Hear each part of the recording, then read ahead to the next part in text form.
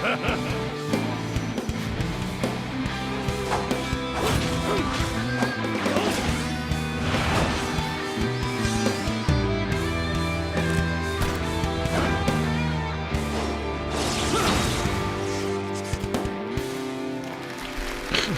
right. Hello, everyone, and welcome to another episode of TOPT. My name is Seb. I'm Lionel. Larry and Lawrence, and this is TOPT, where we talk One Piece and anime. How's it going, everyone?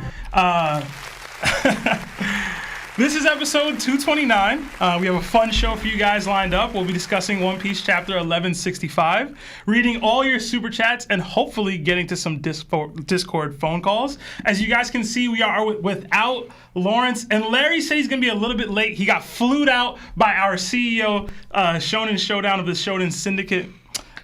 So for a special event in Vegas, so he should be here shortly. But for now, we have no Larry and no Lawrence. So Lionel, I don't think we've rocked an episode just the two of us. Man. So it's gonna be brief, but for now. But yeah, hopefully Larry got some dope content that stems from that. I told him to take the day off. I told him to just relax. We got it. He said, nah. I gotta be there for my boy Rocks. So those are his exact words. I mean, yeah. Considering what's going on. Yeah. I do want to apologize to you guys all for the lack of streams last week. Larry and I both were traveling out of town, and some major flight delays made it impossible to get home and in time to do a live reaction. I had planned on doing a live reaction yesterday to 1165 myself, and it just wasn't really possible with the delays. I didn't get home until like 4 a.m. So, sorry. But we are back this week. Expect a DDT this Wednesday, a call-in stream either tomorrow or Thursday, and I'm going to try to put together a game night on Sunday for our Yonko tier Discord members. So get ready for that. Now, a couple things before we get into the chapter itself. I wanted to assure you all that we'll be getting to everyone's super chats naturally. As always, Larry points out, we have a live podcast, and oftentimes we linger on, topics of discussion. So please be patient with us. If you send a super chat, we guarantee it will be read. Now, before I get into, some of the super chats and stuff, Lionel, how was your weekend, bro? It was good. We had our assembly, so that was really good. Mm-hmm. Yeah, everything. Yeah, it was a great weekend, honestly. It really was. Yeah, I did a whole bunch. I was wilding out in Atlanta for a bit, and I'm glad to be back. I had a crazy traveling story that I'll tell y'all off pod. It was too much going on, bro. But I'm psyched. I'm psyched to be here. I'm kind of stalling until Larry gets here because I don't want to be the one reading all these damn questions. But yeah, I see a bunch of people in here. As always, guys, hit that like button. It does help with the YouTube algorithm. I see Red Haired Gator, Toby's in here, Left Lane John Wayne, Jajen, Noobs Raisin, JD Rouge, Deku Mighty, Gadi Usopp, Red Gamer, Line Sight, Ryan Jacques, Cyborg Frankie, 36D, Jay Sanders, Xavier Odili, Sweet Meat, Eclipse, just so many of y'all, man. I really do appreciate y'all being here with us. As always, hit that like button. It does help with the YouTube algorithm. What up, nerd? I see you in there too. But yeah, let's get to some super chats, and then before we get into the chapter itself. Okay. All right. We did get a Nakama join the ship in Dr. UJ, so welcome. Enjoy all the emojis that come with being a Nakama. We got another 5 from Connor Sandifer. I don't know. It says, I have trouble understanding panels sometimes, but Larry explains it so good. Hashtag Apple Podcast user. Hashtag Larry Tax Dodger. Well, I'm sorry Larry wasn't here to hear that, so I'll echo those sentiments to him when he gets here. Hopefully I do a sufficient job if we get to the chapter before he gets here whenever he gets here. We did get another 20 from Dirty Mike and the boys. It says, Emu, D-Clan are lions who walk proudly in the sun, but the moment they step into the ocean, they will drown. We'll develop an appetite for the D. We will... What? We like the taste. The ocean will rise and we will swallow them into the abyss. Yo, this is probably my favorite gag of all the gags that we have on our channel. I don't even know what's going on. All right, so you remember The Other Guys, the movie? Yeah. With Will Ferrell and Mark Wahlberg. Yeah. So Dirty Mike and the Boys is it's a reference to that movie. So every super chat they send has some random quote or reference to that movie. So this one was the scene where Will Ferrell is like arguing with Mark Wahlberg about would you rather have be I'm a tuna, I'm a lion and you're a tuna. And he's explaining to him that being a lion versus like an 800-pound tuna and like a sea, like it's just not gonna go well for you. And so he's like saying that Emu is Will Ferrell's character and the D-Clan is Mark Wahlberg's character. Listen, if y'all haven't seen the other guys, please watch it. It's one of my favorite comedies from the mid-2000s. It's absolutely hilarious. We got another Warlord joined the ship in Big Chief 8459. Enjoy that and all the emojis that come with being one. Another 10 from Lex the Saiyan. It says, if I could give Ippo the Gomu Gomu, I'd also give Takamura the Quake Fruit, Miyata the Gravity Devil Fruit, Vorg the Mera Mera, Mashiba the Yami Yami, and Kamigawa I'd give Sengoku's Devil Fruit. Do you agree or disagree? So, for those of you that don't know, these are Hajime no Ippo characters, and he's been giving them Devil Fruits. I actually think that's fascinating. What Devil Fruits would you give Ippo characters? I agree with the Gomu Gomu for Ippo. I like that one. Yeah? Yeah. No, it does. Actually, It fits works. him. It Yeah. fits him. Because even think of the Dempsey role. Yeah. It'd be like easy for him to do it. It'd be so much easier than this Yeah, show. seriously. I want to say Senda would have a tiger Devil Fruit, just because that's his whole thing. I'm gonna be cheating with some of these epithets. Wait, which tiger? Like the Saber-tooth tiger one, or Sabretooth could work. It could be a more fancy tiger. I like Mashiba with the darkness. I'm trying to remember. I think the Quetzalcoatl. I think that's Ricardo's ring name, the sun god from the Aztec lore. I think that works for him. I don't know exactly what that'll give him powers to, but Ricardo Martinez. wait, you giving him what? The Mara? No. Well, I guess I could do that one. It'd be easier to explain, but I wanted to match them with their ring names a little bit when I read that. Oh, so what are you giving Ricardo? The Aztec sun god. Because he's Mexican. But that's not an ability in One Piece, though. Doesn't need to be. I mean, that's the whole It's a mythical Zoan. All right, I can say anything right now. It's a devil fruit. No. I mean, I can create the boxer fruit if I feel like it. okay. You know what I mean? I guess like I only had one extra one. Itagaki, I'd give Foxy's time fruit because he had that moment where he could pause time. Yeah. Other ones, I think you mentioned Miyata. I would go with. What did he give Miyata? I don't even remember. I gotta go back and look at it. Miyata's gravity. I don't know. I was thinking something like ice, like the ice fruit for him, because he's kind of a cold character all the time. I'm trying to match the personality. No, that wasn't him. Who does it? I forgot. Who did the punch that stopped your heart for like? That was Date. That was Date. Yeah, that was Date. I don't know what I would give Date. I'd have to think about that. Because the thing, like you're freezing in a way in them in time, kind of. I thought of that. I mean, I'm not saying but like Vorg, I'm going with a wolf. Again, I'm cheating. I'm using their ring names. So this kid, don't give him Jiraiya, boss. Man, give him something better. Why not? Well, listen, this is Vorg, bro. That's what he's about. But let us know what devil fruits y'all would give me. Yamato's, bro. We can do that. I don't remember the name of that. It's like Okuchi or something like that. I don't remember the name. Yeah. You gonna say give it Yamato? You know the name. You knew what I was talking about, though. Yeah. All right. We got another 7 months at Nakama Status from Thick French Boy. It says 10 out of 10 chapter. Can't wait to hear y'all talk. #BBC. So thank you, Thick French Boy. And then we did get another $100 super chat. Thank you. Wow. From Senor Sombrero. Thank you so much, man. Shoosh.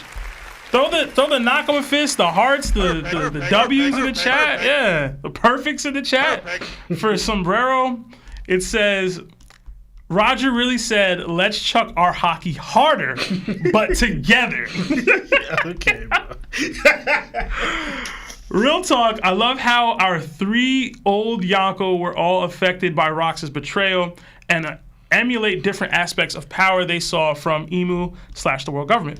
Kaido power, Big Mom with land, empire, land/empire, and Whitebeard with a truly loyal crew/army. #love y'all. I love that breakdown, Sombrero. I actually have a little bit of a breakdown I want to give a little bit later for how Rox's fall in this moment impact them as well. But it is in a similar light to what you're saying. So thank you for that. And really, anytime you guys give these super chats, we never know how to respond. So it's $100 like that is crazy. We really, don't have to donate that much. Hitting the like button's all y'all really have to do. But thank you so much. We really appreciate it, and really appreciate the generosity, man. Truly. All right, another 5 from Wise Life Gaming. It says, it's been hard not to hashtag hockey chuck this month, but I'm going strong like Law versus a horse with a laughing emoji. Could Monster Trio take down Dami Reversied Loki? Hashtag Mofongo Mukbang Law. Hashtag PETA. How you feel about the Mofongo Mukbang, Marv? I'm here for it, bro. I don't know. I'm the first viewer. Oh, man. I guess how I would respond kind of goes into the end of the chapter a little bit. Yeah. So I don't know if I can give you my full answer right now, Wise Life. But I think they can do well, like pretty well, considering they'd have to make some of the same concessions or thought processes that Roger makes in this chapter with Garp. So now, whether or not Sanji can assist with that is a whole other conversation. Like, it's maybe a little too early to say. That's a whole other thing. Because most going to be mostly Luffy and Zoro. Yeah. So, see. And it also comes down to whether Loki can utilize his conquerors in the same way that Rock seemingly was too. So it's like, in this fight, it's so weird. I don't want to leave it to the chapter, but like, it's so weird on.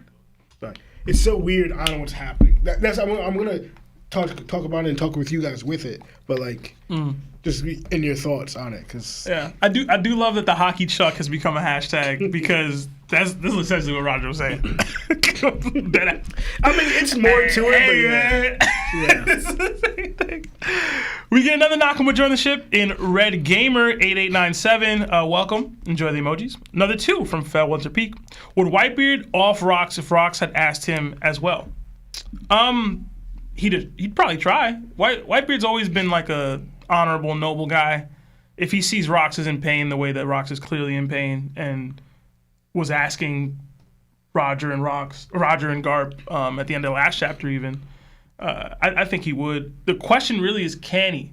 I think we talked about it last week as well. Like, was Rocks already crying out to Kaido, Big Mom, and Whitebeard to take him out? Yeah. And they just couldn't hear him because they don't have the voice of all things. And if that's the case, it's heartbreaking, but it's very possible it was the case. Those are his actual crewmates. Yeah. Those are people he's actually spent time with. Those are people that, you'd like to think he could rely on in those situations. Granted, I have my take on the Rock's crew dynamic, but at least Whitebeard, I feel like he thought he could rely on, especially after he came back and spun for him. So I'd like to think he would, or at least attempt to. Whether he could or not is a whole other conversation. You know what I mean? And it changes things too a little bit because like Garp and Roger heard him say it, but it would impact them. They heard him say it. Then they saw the tears. Right. If they just see Rocks crying, they don't even know what to think. Right. And that might deter them. What should I do? You're attacking me, but you're crying, but you're not saying anything. Yeah. So that's more confusing. Well, Roger and Garp get a little more of a sense of what's happening. So like Whitebeard seeing that, he's gonna probably get more annoyed and irritated and confused, seeing it, and probably want to figure out more what's happening. Besides, because even though Garp, we're going to the manga.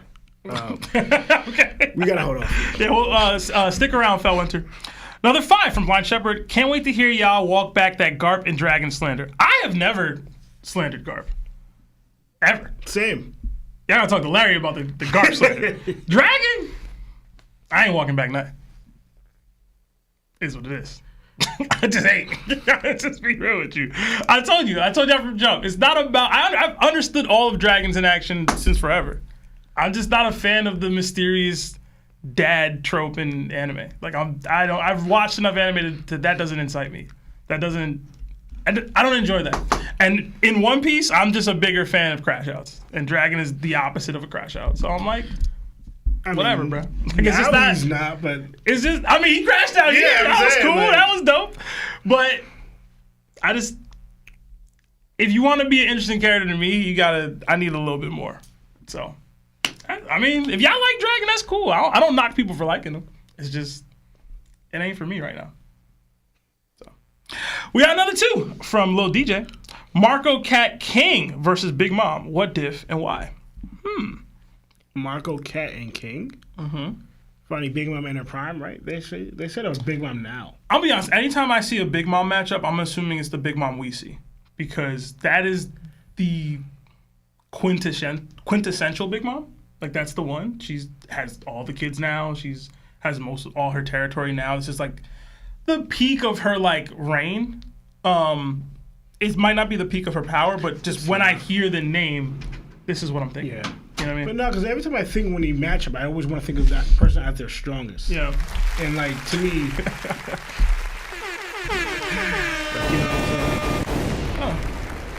we ain't too far into it. We're just in the super chat section. Okay. But we haven't gotten too much. We got a couple super chats. One about if Epo characters had devil fruits.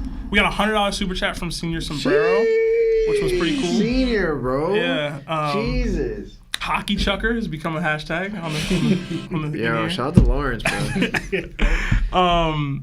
And then somebody said, I can't wait to hear you walk back that Garp and Dragon slander.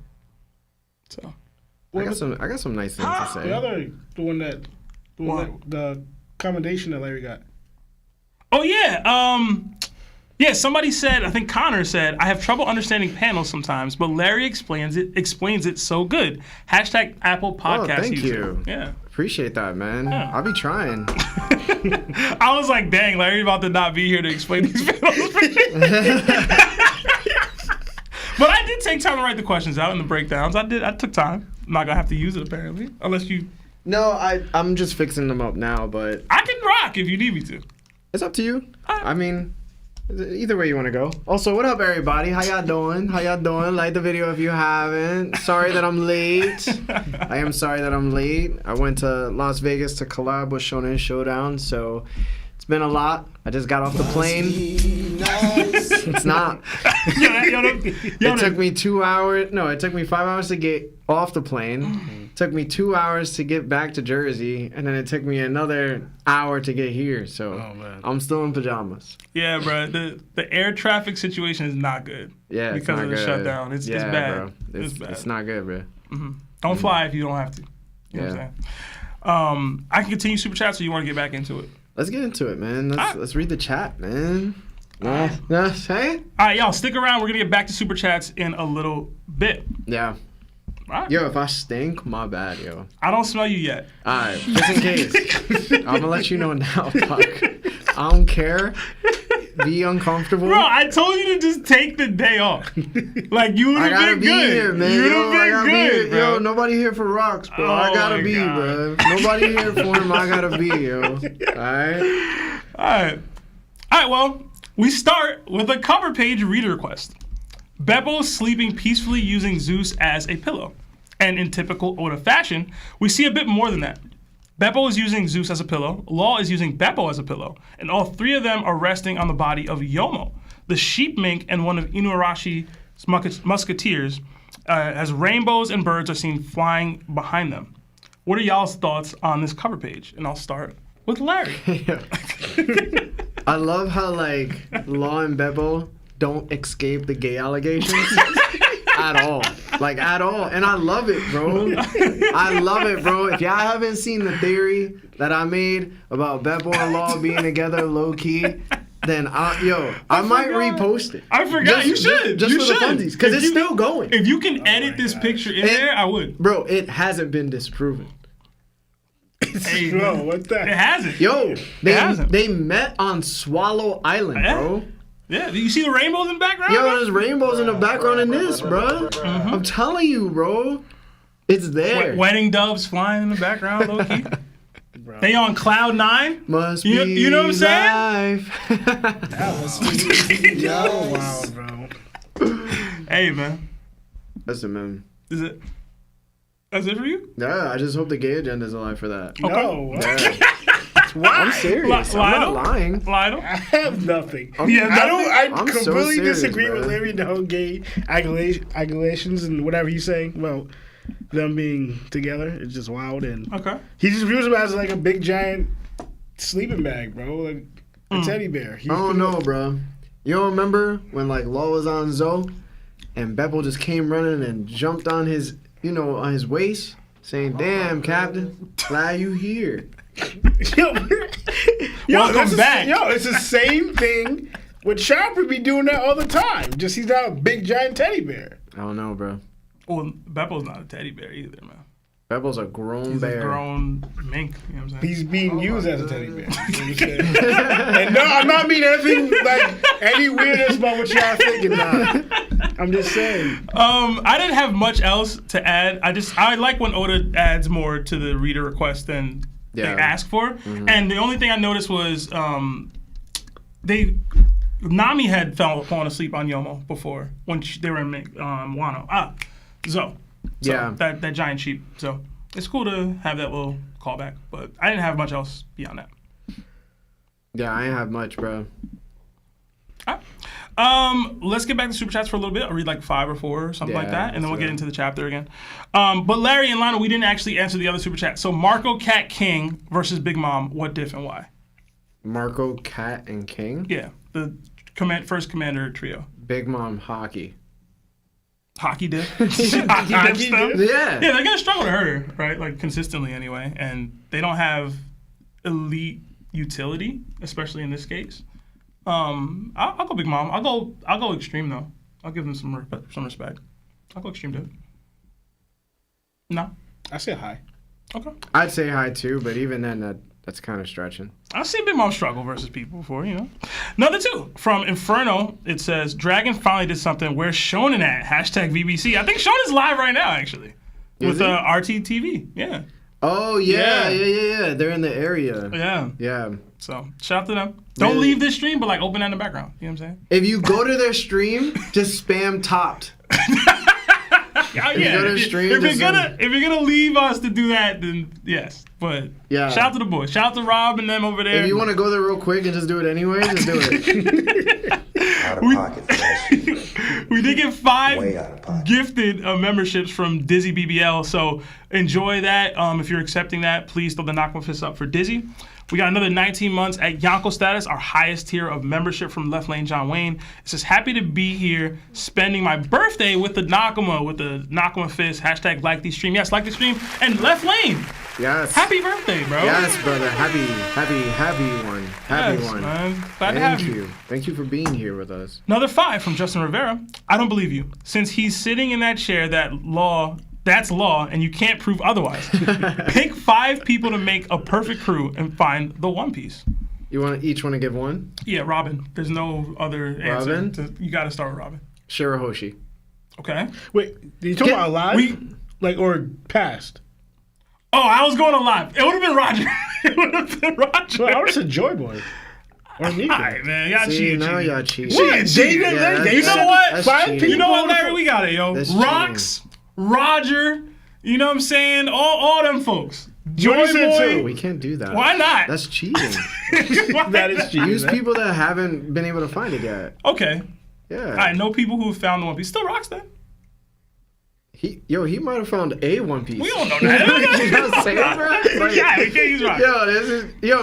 I don't know, man. I wouldn't choose rocks. I feel like that's cheating too. All right. I'm still sticking on Robin then. No, I'll just say either Whitebeard or Shanks. Whitebeard, Shanks, Robin. Who'd you say, Larry? You said Shirahoshi? Shirahoshi, yeah. All right, and Lawrence picks Rock Lee. Rock Lee will help, bro. He go Gates if it gets that's sticky. not Lawrence's answer. Rock Lee, bro. He's not even a One Piece character. Lawrence would have loved that answer. No, he would die. I'm defending you, bro. I know. And another 2 from... He would say, he'd be like, lie. Oh, we ain't got no chef or navigator. We suck. Another 2 from Philip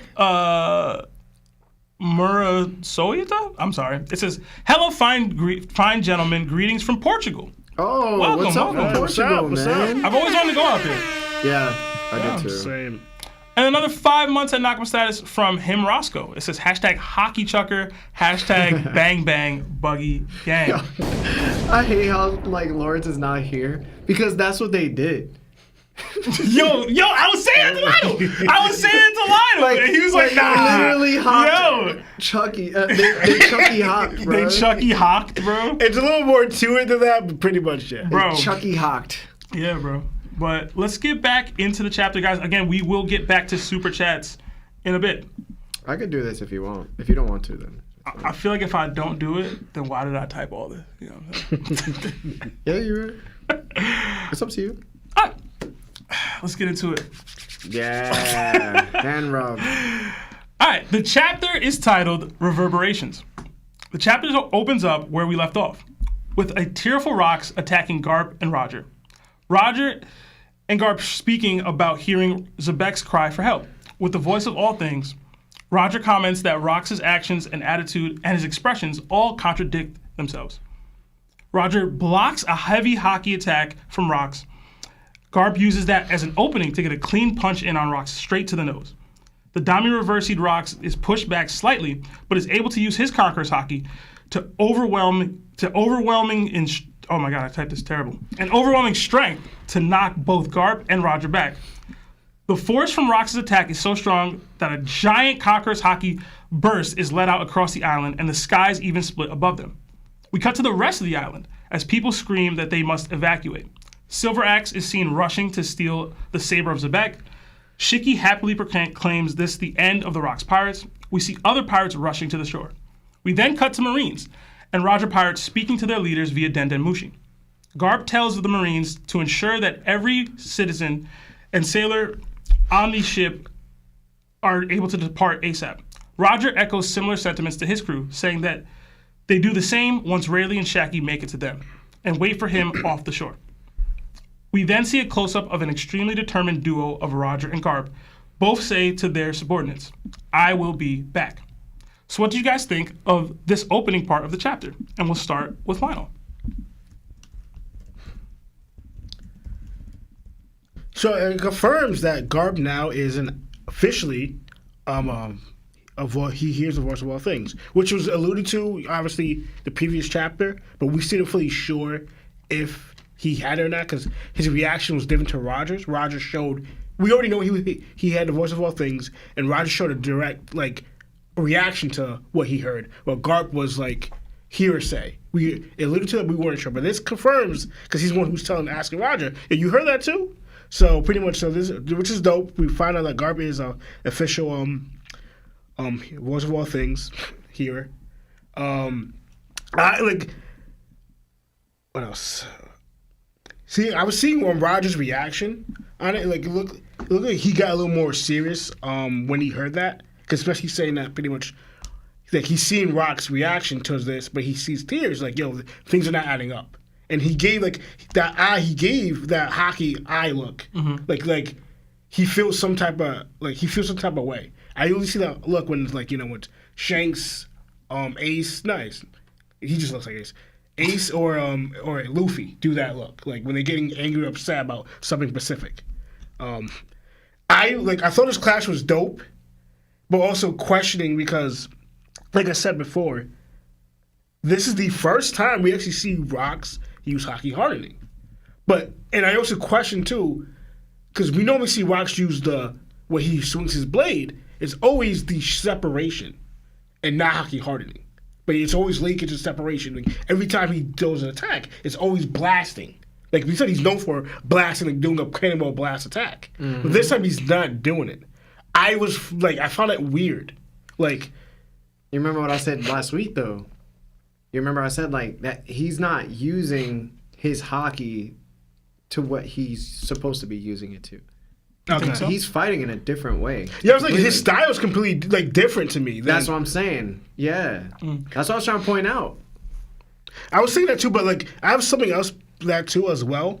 But again, I don't know, because we see not majority. We see some of the fight. We don't see the whole thing, but I just know this instance as well. But I just know we do understand that Rox is out of character. He's not fighting the same way. He's not himself at all, pretty much. Mm-hmm. It's really in a way, it's just, we're going to get to it later on, but he's pretty much like a vessel that's being used to fight. Yeah. With his own body, which is own crazy. His own strength, his own abilities and everything being used, but he can't do nothing to stop it. Mm-hmm. So that's what I got from this. Because even when he clashes with Harold, they never touch blades. Yeah. Mm-hmm. Yet he's touching blades with Roger. That doesn't happen once throughout this fight.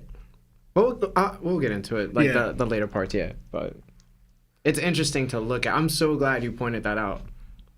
The only time I remember them touching blades, Harold and Rox, is when they had that argument. The second time they fought, when Rox swung down. But again, I don't know if that fight was different because they just met each other. They don't know who each other are. Now they have like a kingship with each other the last time they fight. So it's like you could even argue Rox is not going all the way out because he's determined. Like he's trying to set him straight. Like I'm fighting you, but I'm not trying to take you out, bro. Like, get through your head. Stop siding with the world government. Like, exactly. So it's like it's a totally different situation. So obviously he's not going to go everything he got because he's not trying to take out Harold. And we always seen. Even the fight now, he gets upset with Emu going after Harold again. So it just like it shows like he still views Harold. He's my boy. So that shows right there like how Rox views Harold. Period. Closest friend. Besides Whitebeard, pretty much. He told Harold about his kid, fam. Yeah. He didn't tell Whitebeard, man. I think he would have. So I can't say that. He had a whole year to tell him. I'll say this: maybe after God Valley, he probably would have. Yeah. Which is very interesting. I also thought this was because the ones brought up too when the clash happened with Rox and Roger, you see it like happening like they're holding on for a little bit, but you see it more and more. Rox is actually letting out more and more hockey throughout the clash. Then he just unleashes it and it's like crazy big. That sends both of them flying. Huh? Nothing. But I'm thinking Oda, how he joined things is weird. Like, because you look at it, this is a zoom in of Rox's hand and his hockey hardening with it, right? But his other hand is there, but he doesn't draw it. Yeah. So I'm just like, that's literally weird and confused. Like, he's literally clashing like this. Then you want to zoom on it, he's like this. Then when you look at the end of it, when he follows through, he has his two hands again. Just like, I know you're trying to focus that he hockey hardened his hand, but you could have did both. I don't know why you're like making like lately he's been drawing stuff that's like things are just a little weird. And I don't know if it's his old age or something. I didn't even notice that. I mean, we were just talking about it, but like we're just like it's just little things he's doing. It's just like choreography never been Oda's bag. Yeah, I'm just like, I'm gonna just keep it real. It's a whole Whitebeard thing. Remember, it's a whole Whitebeard thing. He has his hammer here. He has his spear in the other hand. Then he does that. Like it's just like, bro, which one is it? Like, I love Oda to death, but that's never been a major strength of his ability, bro. So I was gonna ask, like, because this split the sky, and I'm thinking, do you think it was the combination of all three of them, or this was all Damiverse Rox would split the sky? I thought it was Rox. Okay. Personally. Yeah, so the way the panels show it is that they did clash, no cloud split.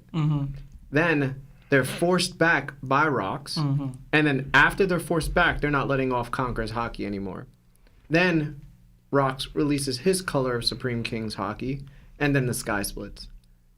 Yeah, that's how I read it. So that's how I read it, but again, people are going to say I'm glazing. But in the chronological order that it was in, it was like, oh, that was just Rox doing that. But it could be the after effects of the clash and it all happening in one instance that makes it be like, well, it could have been the clash because we've seen so many instances of the sky splitting from people clashing. Yeah. So that makes the most sense, right?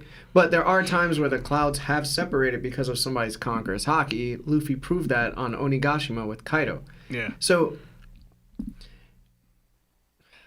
I have to lean towards the clash, even though I want to lean towards Rox. No, yeah. You know what I'm saying? So Yeah. I'm down in the middle between it. Yeah. Because I was confused too, and I was thinking like I'm assuming that it came from Rox, but like because I hear screaming, like, and I'm trying to think, is that from them getting blasted in the ground or they're still attacking? Because like we know this like a lot of stuff gets off paneled, so we don't get to see everything that happens during the fight. Facts. And that's because for instance, I don't know if that one blast got him. I'm jumping ahead a little bit, but got him like bleeding already. You get me? Like they're fine. Okay, fine now, but a couple panels when you back to them finding Rox, they're both doing what they're doing, leaking and saying to their we actually got there. Yeah, they're both like leaking and pretty much bleeding.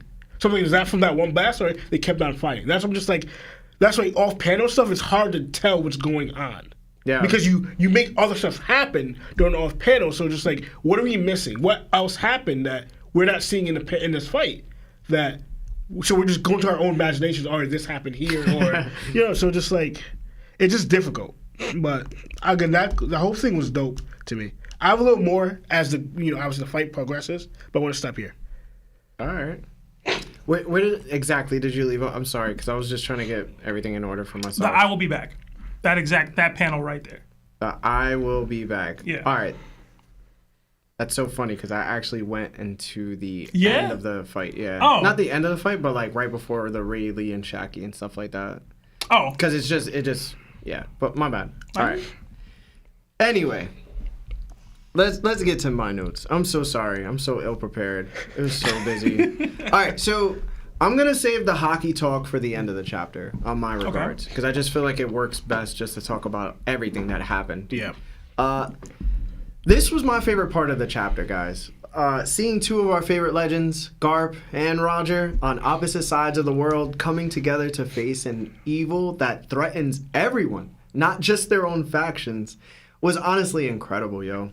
And then Oda adds another layer. This same evil is begging for them to take his life. So now they have to decide if they have the strength to strike down someone they respect to a degree, someone who's committing evil but not entirely by choice. In a way, you could feel their hesitation. They don't fully understand what's happening, but they can hear the pleas of a man who's desperate to be freed from himself. At the same time, both Garp and Roger know that Rox is far too dangerous to hold back against.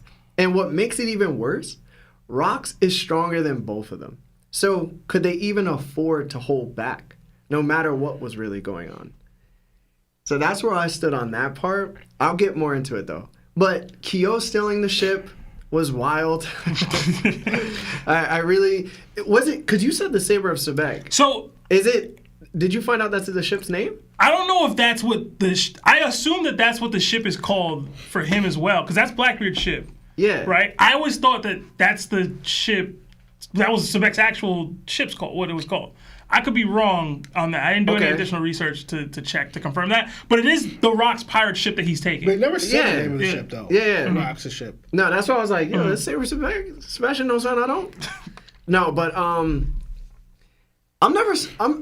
very shocked we never saw Rox's ship appear again, if it isn't the Saber of Sebek, right? And then it made me think of Roger and how we never saw the Oro Jackson again. And I'm like, yo, where are these ships at? Where are these ships at? They should be worth millions, if not billions, of dollars.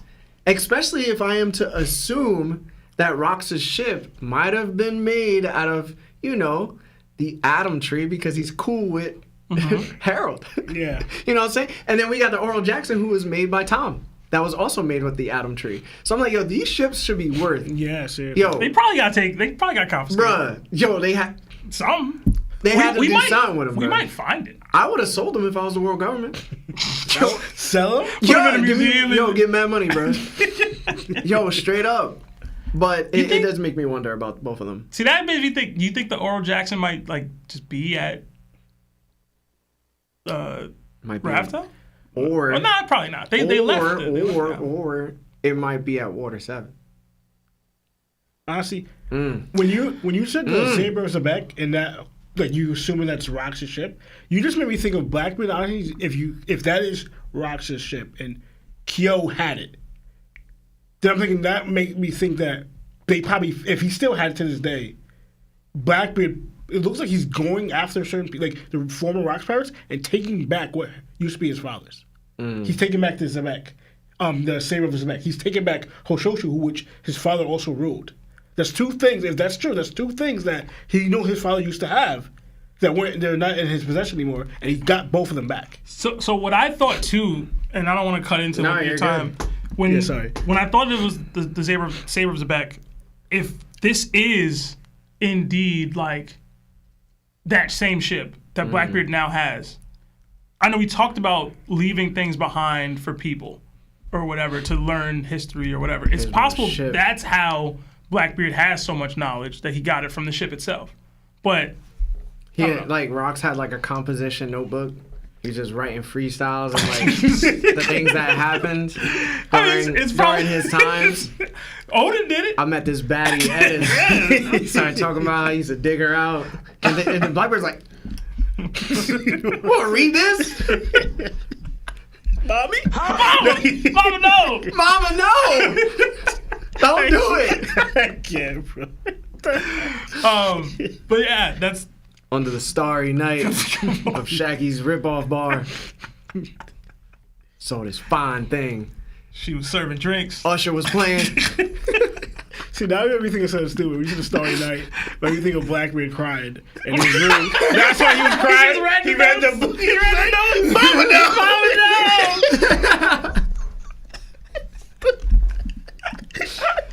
Rox was like, I ain't even have to spit game. She came to me, asking me what I wanted. I said that. She said, okay. You about to have it. Can you take it? All right, stop, bro. What is wrong with you? This cookie kills people. So I need that. Shaggy ain't give me no play. Down on my... All right, I'm done. Yo, we stop. Yo. All right. Anyway, listen, bro. Shiki realizing that this was the end of the Rocks Pirates was also wild. But it also makes me think, maybe, and this is just my headcanon, Shiki might have been a secret conqueror this whole time and we just don't know it yet. Considering he didn't seem phased at all, his resume is stacked, and he had the funds to buy his entire fleet from that treasure chest he found, most likely. It's hard to rule out the possibility that he didn't have Conqueror's Haki. I mean, he's usually featured with Big Mom Kaido and Whitebeard. He just seems like the Joker of them all. He might be the weakest of the Conquerors, you know what I'm saying? But I know we spoke about it before, but like reading this chapter, he's just like, yo, that's what's up, yo. Rocks Pirates over. It's my turn to take over. And then you got, like, and then I guess I was comparing him and his personality to another conqueror, such as, like, Kid or, like, Don Chinjiao. And I'm like, yo, Shiki's ambitions is just as high, bro. He's always been a You know super what I'm ambitious saying? guy, bro. But he thought he could make Roger bend the knee. You You know what I'm saying? That's just something, like, you could be like, yo, he's hopelessly ambitious. Yeah. But, like, that's what a conqueror But is. they out there. Yeah, These people exist. These people do exist. Mm-hmm. And if he's banging out with them because of his personality is like that, at least he could bang out with them. You know what I'm saying? But anyway, continuing. Continuing with my favorite part of the chapter, seeing Roger and Garp team up gave me so many good vibes. I felt ecstatic watching both of them toss off their overcoats, ready to fight, realizing that they came for one purpose, but found something even greater worth standing for. Oh, did we get to that part? Nah, but go on, bro. Oh, my bad. I'll wait for him. I'll wait then. I'll wait, bro. Yeah, so I stopped right there because it's like that's like the benchmark moment to me. Yeah, I'll be back. Yeah, All right, I was gonna say one thing. When he said I'll be back, I saw obviously that's clearly just Ace's face, even when he was a kid, like pure on Ace's face, and I actually saw more of Luffy and Garp right here. Yeah, bro. I least saw Ace and Luffy in this moment. Yeah, for sure. All right, my notes aren't too extensive as y'all's. I did notice the blackening of the blades. I thought that was really cool. The blades went black and they started swinging. I loved that. They're like shocked by it, but they're also pretty calm. Like their heads up, like, hey, all right, we gotta lock in because this is rocks. Lock in. You know what I'm saying?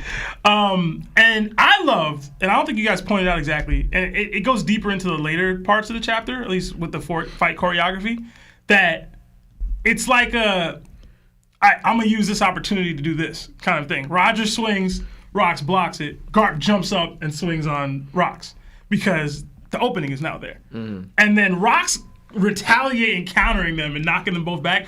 I love that. I was like, oh my, like, show me he's a monster. This is how you do it. Because again, this is a fully charged Conqueror's coded attack from both Roger and Garp. That one of them landed even, and Roger, like, it got blocked, and then he just knocks him back. And in that panel of them side by side, split between rocks, like getting slammed to the other sides, I was like, geez, bro. Like, they in for it. Like, they probably not ready for all this right now. The sky splitting is a nice touch. All right, so Silver Axe stealing the ship, I was like, oh, snap. Like, that's kind of wild. I assumed it was a Saber Zebek, who knows. Shiki laughing and being like, this is the end of the Rocks Pirates. It's fully in character for me because we debated about the dynamic of the crew, but like Shicky's basically said from jump, like, yo, this is short term for me. You know what I mean? Like, it's always been a short term, opportunistic, situation for Shicky. So now that Rox is out of the picture, it's like, all right, this is a dude that I know I probably couldn't beat. He gone. Or at least the crew gone. You know what I'm saying? Like, the crew gone. Like, it's not. This crew isn't something for me anymore. Everybody rushing. Like, I like it when we get to these like apocalyptic moments in One Piece, and like everybody's realizing that when the skies are splitting and the half of the mountain is disappearing and all these pirates are rampaging and running around and everything. I really liked that moment between Garp and Roger and their crews saying like, yo, y'all get out of here. Like, wait up for me. I'll be back. But like, they're determined to say that, but in their heart they're like, yo, bro, like, am I coming back? Like, I don't know how much doubt there actually is, but it's like, yo, this dude just tossed me and Garp. You know what I'm saying? Like, there's zero people that can do that in the world right now, and he doing it, and it's Rox. Yeah. And who knows what's actually going on with him? I've ran into Rox probably a dozen times. I've probably fought Rox before. He moving different. This is something crazy. Well, we said we were gonna save the fighting style stuff for a little bit later, I guess, but in general, I did think the same thing that y'all were thinking about, like, yo, they're clashing, they're not touching. Yeah. Right? And then I remembered you had your thought process about, is he utilizing his own haki or is it limited? So I was thinking, is this Rox's haki being pushed out through Emu in the Darman Reversi, or is it completely neuterized and it's all just Emu's haki?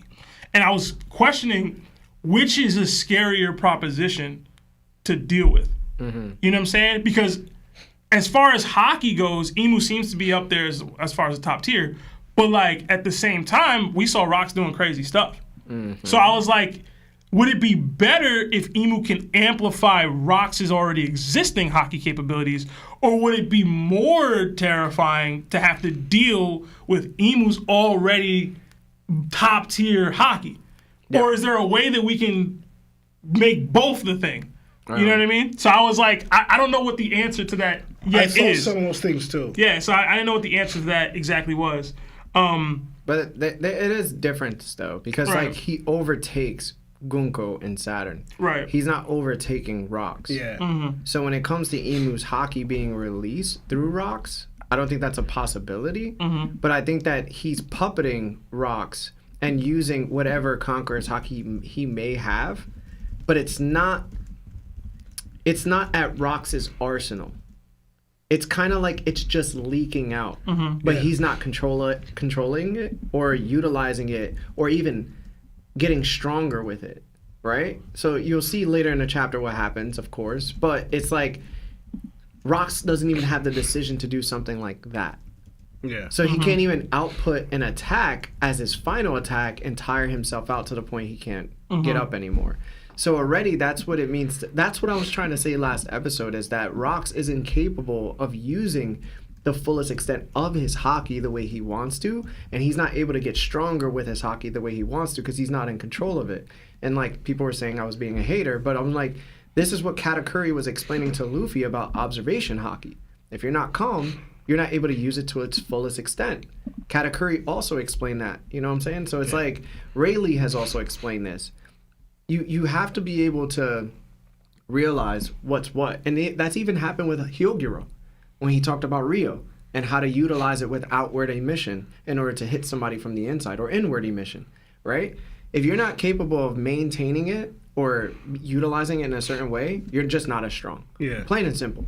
So he's basically using his hockey, but he's just attacking. Without utilizing it. Relatively mindless. Like Yeah. Yeah. And the important part is the point that you pointed out, when he hockey hardened his hand, that was him using armament hockey for the first time. Like, other than that, it was just Supreme Conqueror's hockey. Yeah. Then he added armament, and that's when they blew back. But even then, that's just basic armament, right? So it's like you gotta be able to control outward emission and inward emission, because that's when it's like level 2. That's the advanced forms of armament. You get what I'm saying? No, yeah, because Lawrence brought a point to to that, because he was saying that, for instance, the only two, because I bumped the same thing with Sebastian, but he said, but there's 2 instances where somebody was getting their haki drawn out of their will. Emma to Zoro, when Emma made Zoro use haki out of nowhere, and Zoro said, give it back. Yeah. And Lauren sprung up Joba to Luffy. When Luffy went awakening, Luffy started just bursting out haki, and he didn't realize he was like doing, like he was just, his awakening was making him use haki out of nowhere. So that's what was making a reference to, like, pretty much like, it's their own haki and it's strong, but they're not controlling it. It's just being let out spontaneously out of nowhere. And that's the same with Rocks. Like, Rocks not controlling it. Emu's like using his haki constantly, laying it out. Armament conquerors, and that's making it like it just bursts of haki randomly moments. That's what they're facing. I know this sounds like glazing, man, and I hate to say this because people know how big of a fan I am, but I don't think this is the strongest Rocks we're seeing. Okay. I just don't. Like, I think physically, his physical attributes, for sure. But I think the haki aspect is greatly being manipulated. Greatly. It's undoubtedly being manipulated. You just can't, if you can't utilize your haki, bro, you're weaker. That's just how it goes. I only have certain thoughts on certain things, but I'm going to bring them up later on. Yeah, my only, I can agree with it's not, how do I say this? I agree that it's very possible that he's not capable of utilizing his own haki, which would innately make you weaker in the general scope of One Piece. But if it is being like a conduit for Emu's haki is, I would say, surpasses Rox's.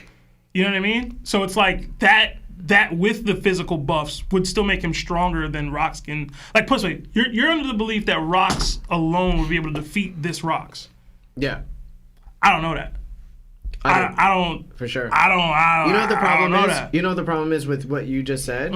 It's because when so I already stated that I don't think that, again, this is just me leaning toward greater evidence through just, simple like logic, that Emu can't necessarily use their haki through a person unless they're possessing the person directly, such as Saturn and Gunko, where Domi Reversi is just them being turned into their own beings and focusing on the evil aspects of their own selves, right? And then haki is being exerted from themselves because Emu's not possessing them. So that's the variable. It's the possession aspect, right? So that immediately says that Rox's haki is being used. Now, in terms of how Rox is supposed to utilize the haki or just use the haki in general, he can't use it because that makes him innately weaker. So it's just spilling out.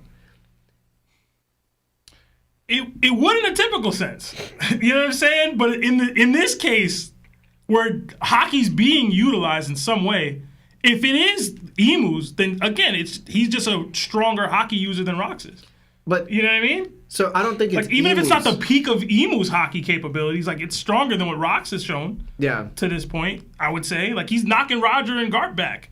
Great. Yeah. Granted, he knocked Harold back. So but, so let me take this turn. I think I should do it a little differently. Rox ended up fighting his family. They were all Domi Reversied. But do you think that they were using Emu's haki, or were they capable of using haki at all?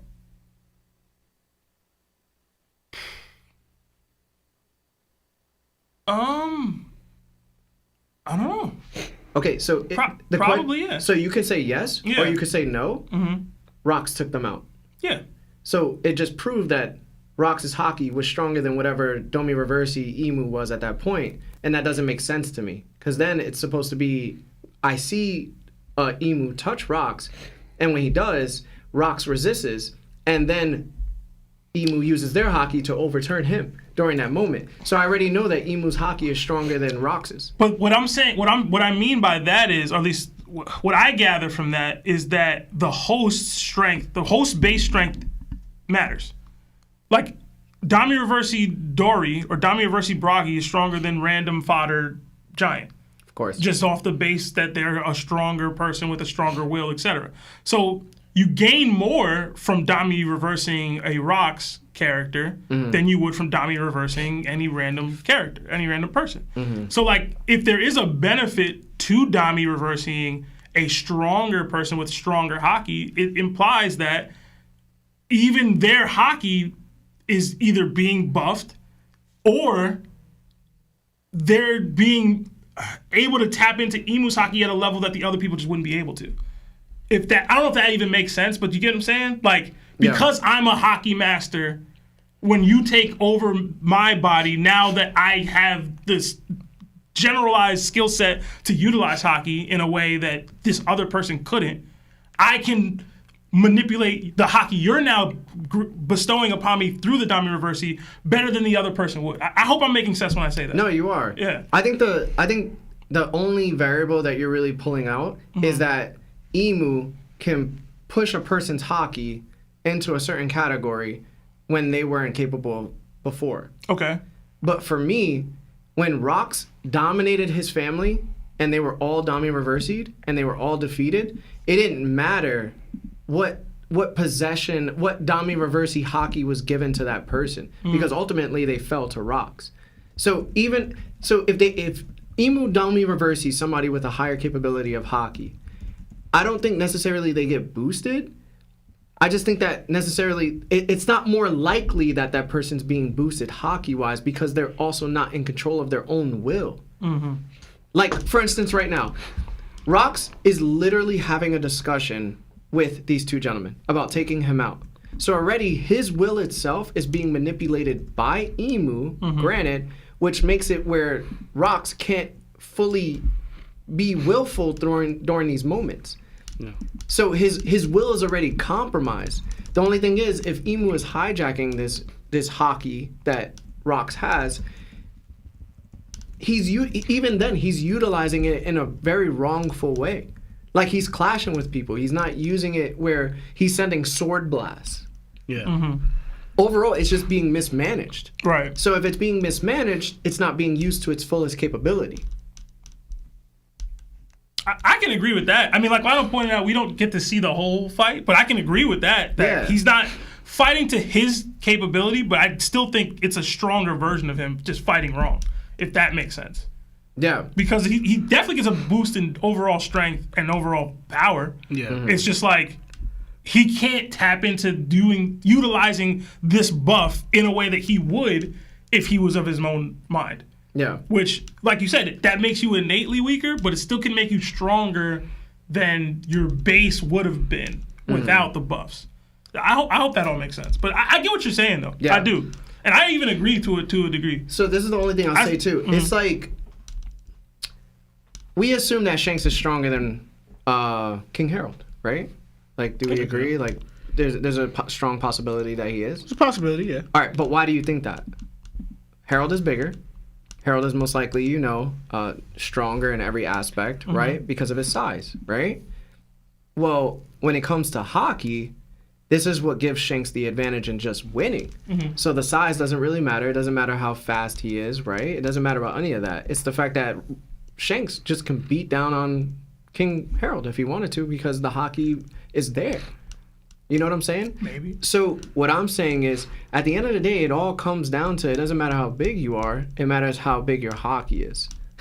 If that sounds crazy. I get that. Like, who can chuck hockey harder? Yeah. I mean, at the end of this chapter told us anything. That's the answer. No, I can respect that. But in order for Shanks to do something like that, he has to be in control of his own hockey in order to use it correctly. Exactly. Therefore, this is why, Rox may be base form stronger, but to reach the highest of heights of his strength, it's just not possible because he's not in control. Okay. And I hope that makes a little bit more sense. No, I think it because does. I would feel the same way with Roger and Garp. Yeah, if they were taken over by Imu and weren't able to... If they were fighting Rox and they were both Domi Reversi'd, I would still have the same aspect of thought with these two.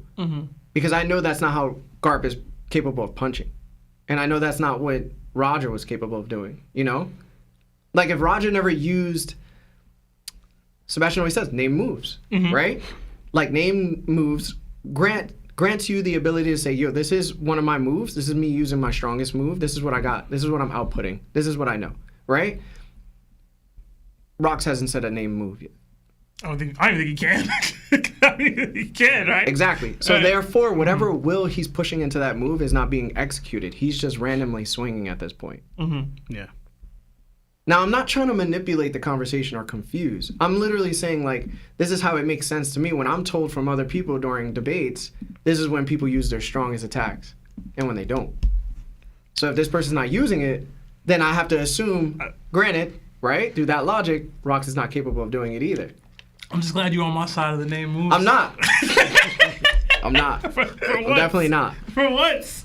It took a Rox Dog University, but we got Larry.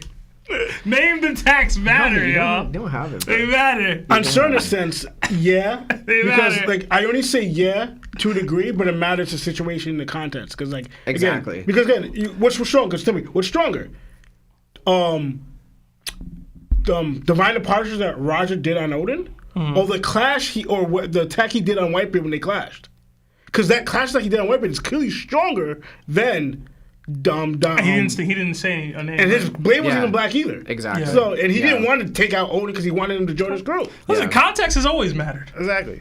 But I don't have much else, so we'll get back to some super chats. Yeah, and then yeah. we'll get into the chapter again. Mm-hmm. Did you write all the questions out? Yeah. Oh, okay. I just didn't know if you wrote all the questions out. All right. We got 5 months. Oh, no, we got that already. Another 5 from Village Juice. It says, Nikas can't stay to watch live, but need to settle a debate.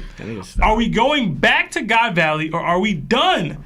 Hashtag never paying the Larry tax. Hashtag RIP Zebek. What y'all think? Y'all think... I'll answer it at the end.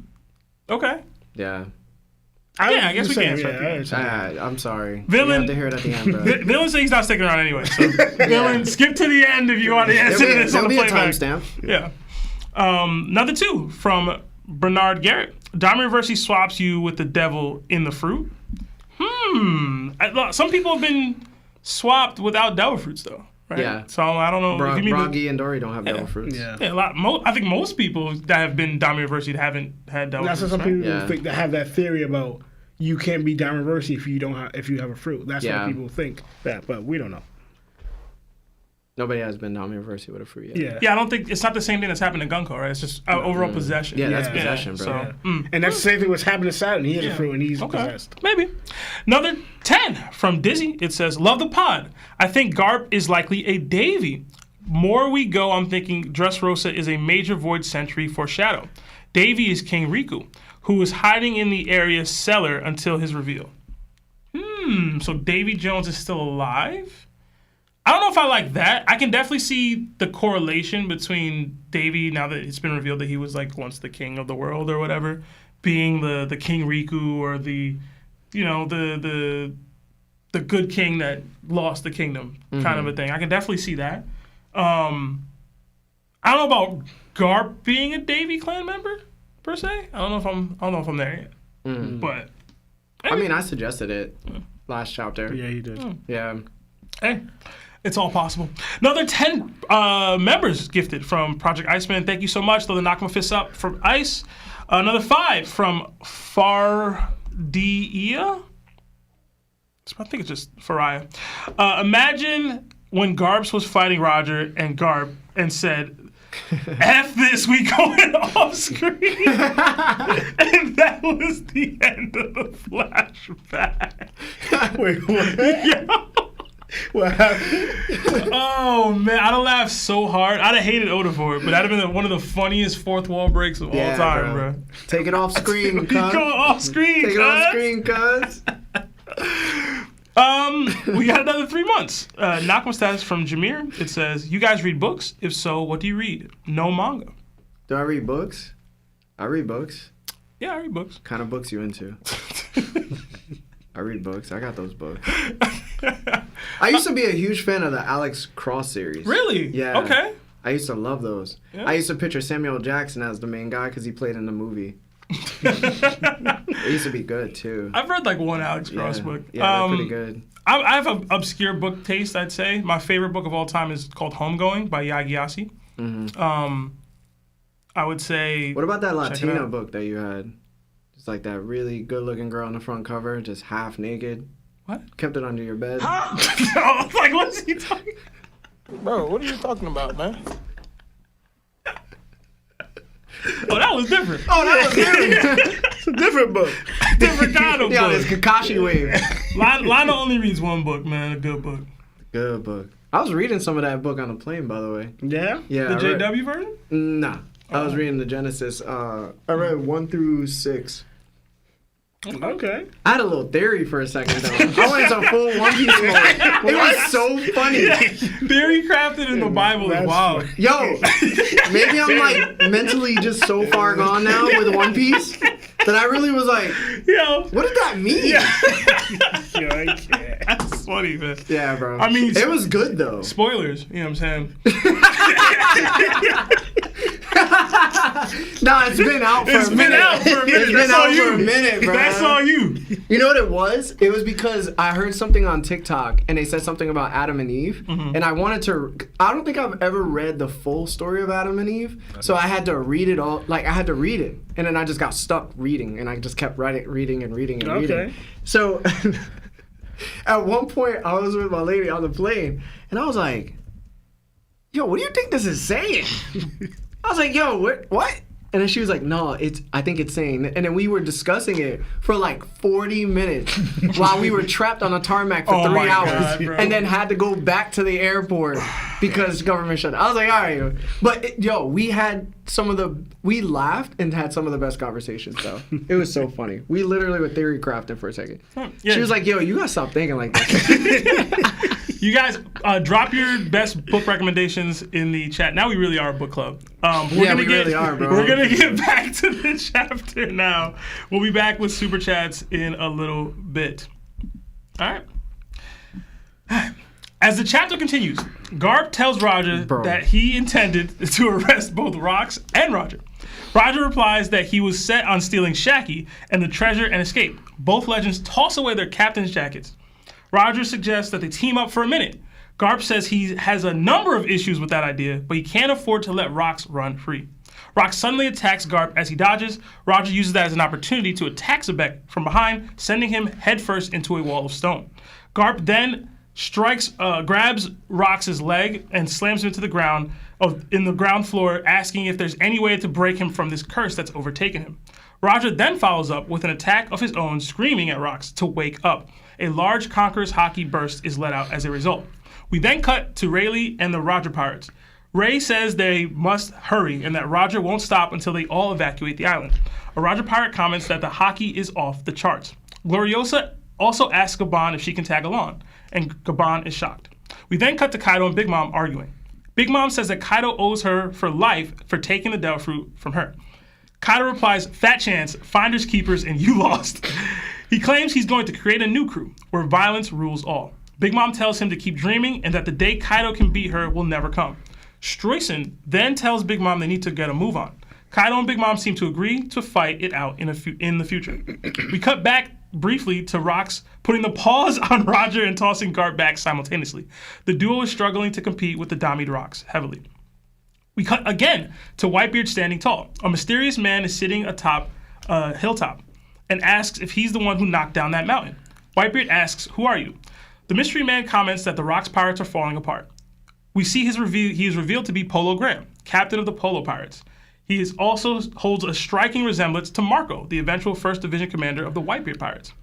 Polo claims to be a huge fan of Whitebeard's, and that since he's now has no ship to return to, that they should team up. Whitebeard responds to leave him alone. We cut to more remnants of the Rox Pirates. Buckingham Stussy, Gonzui, Gilbaster, all rushing away with hands full of treasure. Stussy asks where her beloved Newgate went, and Gonzui says, do not ask him. We then cut to Dragon, holding a gun to his squad leader, enraged at the Navy's actions assisting with this massacre. Dragon demands that they put any survivors on the ship. If anyone argues against it, Dragon claims he will execute them on the spot. Dragon is warned that this won't end here, and Dragon boasts that it better not.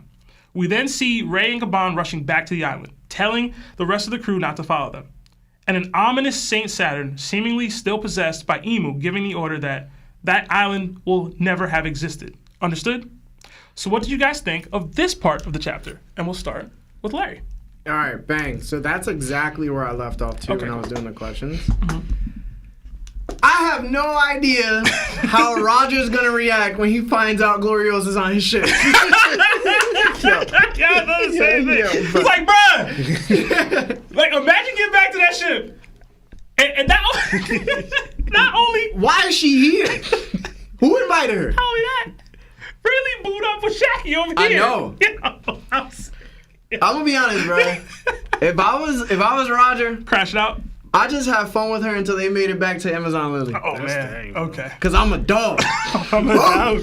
I'm a dog. Nobody clipped that. Nobody clipped that. Nobody clipped that. That's gonna be a crazy clip. People gonna be like, "Who's watching this pod?" Honestly, I should have guessed the moment that Shaggy was saved by Rayleigh, that she'd end up leaving with, like, Gloriosa would end up leaving with Shaggy. Like, I feel like, especially since the end of the Rocks Pirates, we all knew that too. Mm-hmm. This is easy theory crafting. I'm gonna be honest. We just had no desire to talk about her though. So, but I'll tell you this. What really has my attention drawn is Porcus de Rouge, Ace's mom. Mm-hmm. That comes into play for me. My interest in her has like skyrocketed by a lot, especially knowing Roger doesn't end up with Gloriosa, and after seeing how incredible Eris is, Rox's wife. Now I'm like, oh, I gotta know about Porcus de Rouge. So I hope we get some, I really hope we get some flashback on her. At least a little bit. Like, just give me a little bit. I don't want the whole load. All right, bro. All right?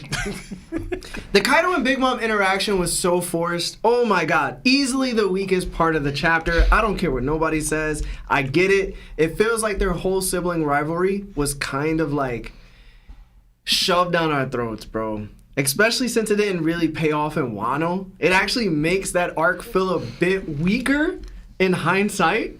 We had this lifelong grudge and all these threats towards each other, only for them to team up and get defeated by different people outside of them.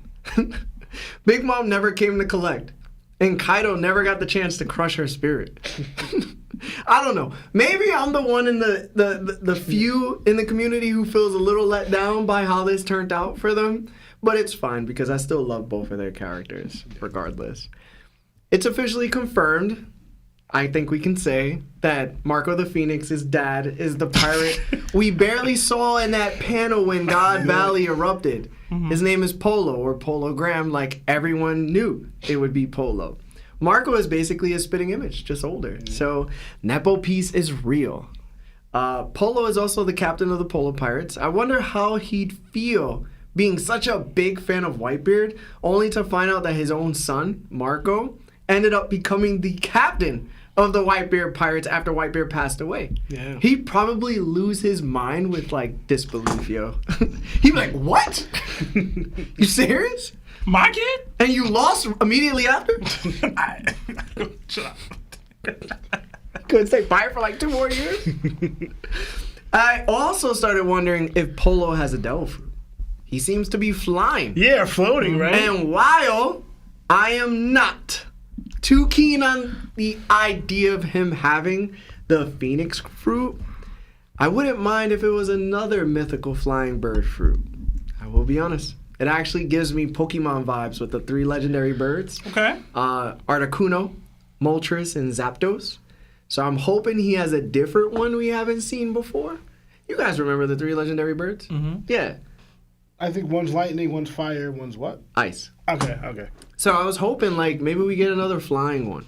I think a lot of mythological flying birds are pretty good. So I'd like to see one.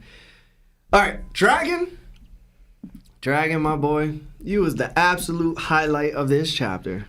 This man has had enough of the Marines, and I absolutely love it. I do. Credit when credit is due. The way he took action, executed it flawlessly, and he used that action to improve the Marines within his reach. Incredible, bro. I really hope we get a movie or a wild flashback about Dragon after God Valley's incident to see what other moves he's made. Maybe we won't get a direct Garp and Dragon confrontation right now. Maybe it'll be that tense moment when Dragon leaves the Marines and warns his father about his departure. And of course, Garp would have an issue, not just because he wants his son to still believe in the Marines' cause, but because leaving a military post isn't simple. When you're part of the military, you sign a contract for a specific term based on your base or assignment. Leave early and you're AWOL. You have 30 days to return, but on the 31st day, they come for you and a warrant is issued. They never stop looking. So this isn't just a conversation about ideals or the world's future. It's a father worrying about his son's safety and choices. Rumors will probably spread that Dragon attacked other Marines for failing to erase the God Valley evidence, which will only escalate his reputation as the most dangerous criminal in the world. Combine that with his actions alongside the freedom fighters, and his infamy skyrockets. People might not realize this, but Dragon's flashback will probably be one of the best because it touches on a part of the story we've barely seen. And that, my friends, is Marine Peace. Yes! We've talked about it 100 times. Give us the Akainu versus Aokiji fight. Show us everything before that and then after that. Show us the draft where Aramaki Green Bull and Fujitora Isho comes into play. And then show us the other two candidates that were actually picked to become admirals as well. Let's see a free-for-all amongst the Marines. Let's see the political agendas start clashing amongst each other. I need to see what's happening with Sengoku and Garp during that time, especially when Kong's sitting in position waiting for results. I need to see what's happening. And I think Marine Peace would be a beautiful movie. So shout out to Dragon. Love Dragon this chapter. I'm almost done, guys. My bad. I had so much to say. All right, another highlight of this chapter for me has to be Gabon and Rayleigh going back for Roger. Not because I felt like they needed that moment, but because it's exactly what Sanji and Zoro would do. It really shows the depth of loyalty and love they have for him. But now it's pretty clear that when Imu spoke through Saturn about the island never existing, it wasn't literal. At least not in the way the narration described afterwards, right? I think this is setting up the world government using the ancient weapon Uranus, like I've theorized before, to permanently erase God Valley for good. The last part I want to talk about is how the Rocks Pirates ultimately dissolve. In the last episode, I mentioned how everyone in the Rocks Pirates ends up going down a broken path. Oda has shown time and again how characters' fates can go right or wrong. Either they age gracefully or end up ruined. I think Kaido, Whitebeard, Big Mom, Gloriosa, Stussy, and Shiki all take the wrong path. Kaido becomes a warlord tyrant who eventually loses to Luffy. Big Mom turned into an obsessive, self-destructive monster. Whitebeard suffers betrayal from Blackbeard and loses Ace to the world government. Stussy becomes an old hag consumed by greed and never ends up with Whitebeard. Gloriosa never gets with Roger and is shunned from Amazon Lily. Shiki is defeated by Garp and Whitebeard, imprisoned and impaled down, and loses both of his legs. Other pirates like Gansui, Balstar, and Captain John pass away and are later turned into zombie generals by Gecko Moria. And the worst part, Big Mom, Kaido, and Whitebeard leave Rocks. This is the last memory that they have of him. It's heartbreaking because I really wanted them to know the truth, and they will never know the truth. Ever. This explains why each of them admired Roger for the One Piece, but never truly admired Rocks. They believed that because their own crews were built for themselves, Rocks, when he needed them most, acted on in his own best interest, leaving them feeling irrelevant at the very end. So the big question now is, once Roger survives the incident, during his final meeting with Whitebeard, does he not only reveal the location of the One Piece and who he's waiting for, but also tell Whitebeard that Rocks was under a curse, wanting to be defeated because he was being controlled by the black monster they all attacked on God Valley? Do you think Whitebeard learned the truth? I would love to say he did, because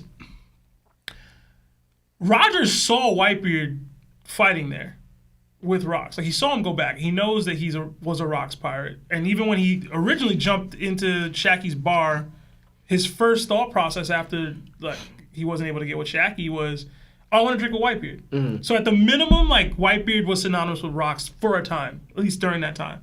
So, like, once you know everything, which Roger knew, like, he knew everything, and you're telling Whitebeard everything, even if he didn't specifically highlight that rocks was Nami reversing, I'd like to believe that Whitebeard put 2 and 2 together himself to be like, oh, so that's what happened to the captain.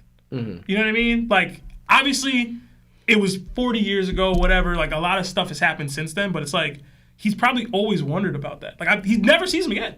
Yeah. You know what I mean? Like, this is the last time I'm ever going to see Rocks. And this is my lasting impression of him. And now Roger tells me, nah, it wasn't like that. Yeah. It was something else. And it's like, oh, okay. Like, he'll probably feel better about it. And then in the back of his mind, again, he's probably like, in the more recent times, it's like, I don't know if he ever knew that Blackbeard was Rocks' son. But, like, if he did, it's like, he said what he said about, you're not the man Roger's waiting for.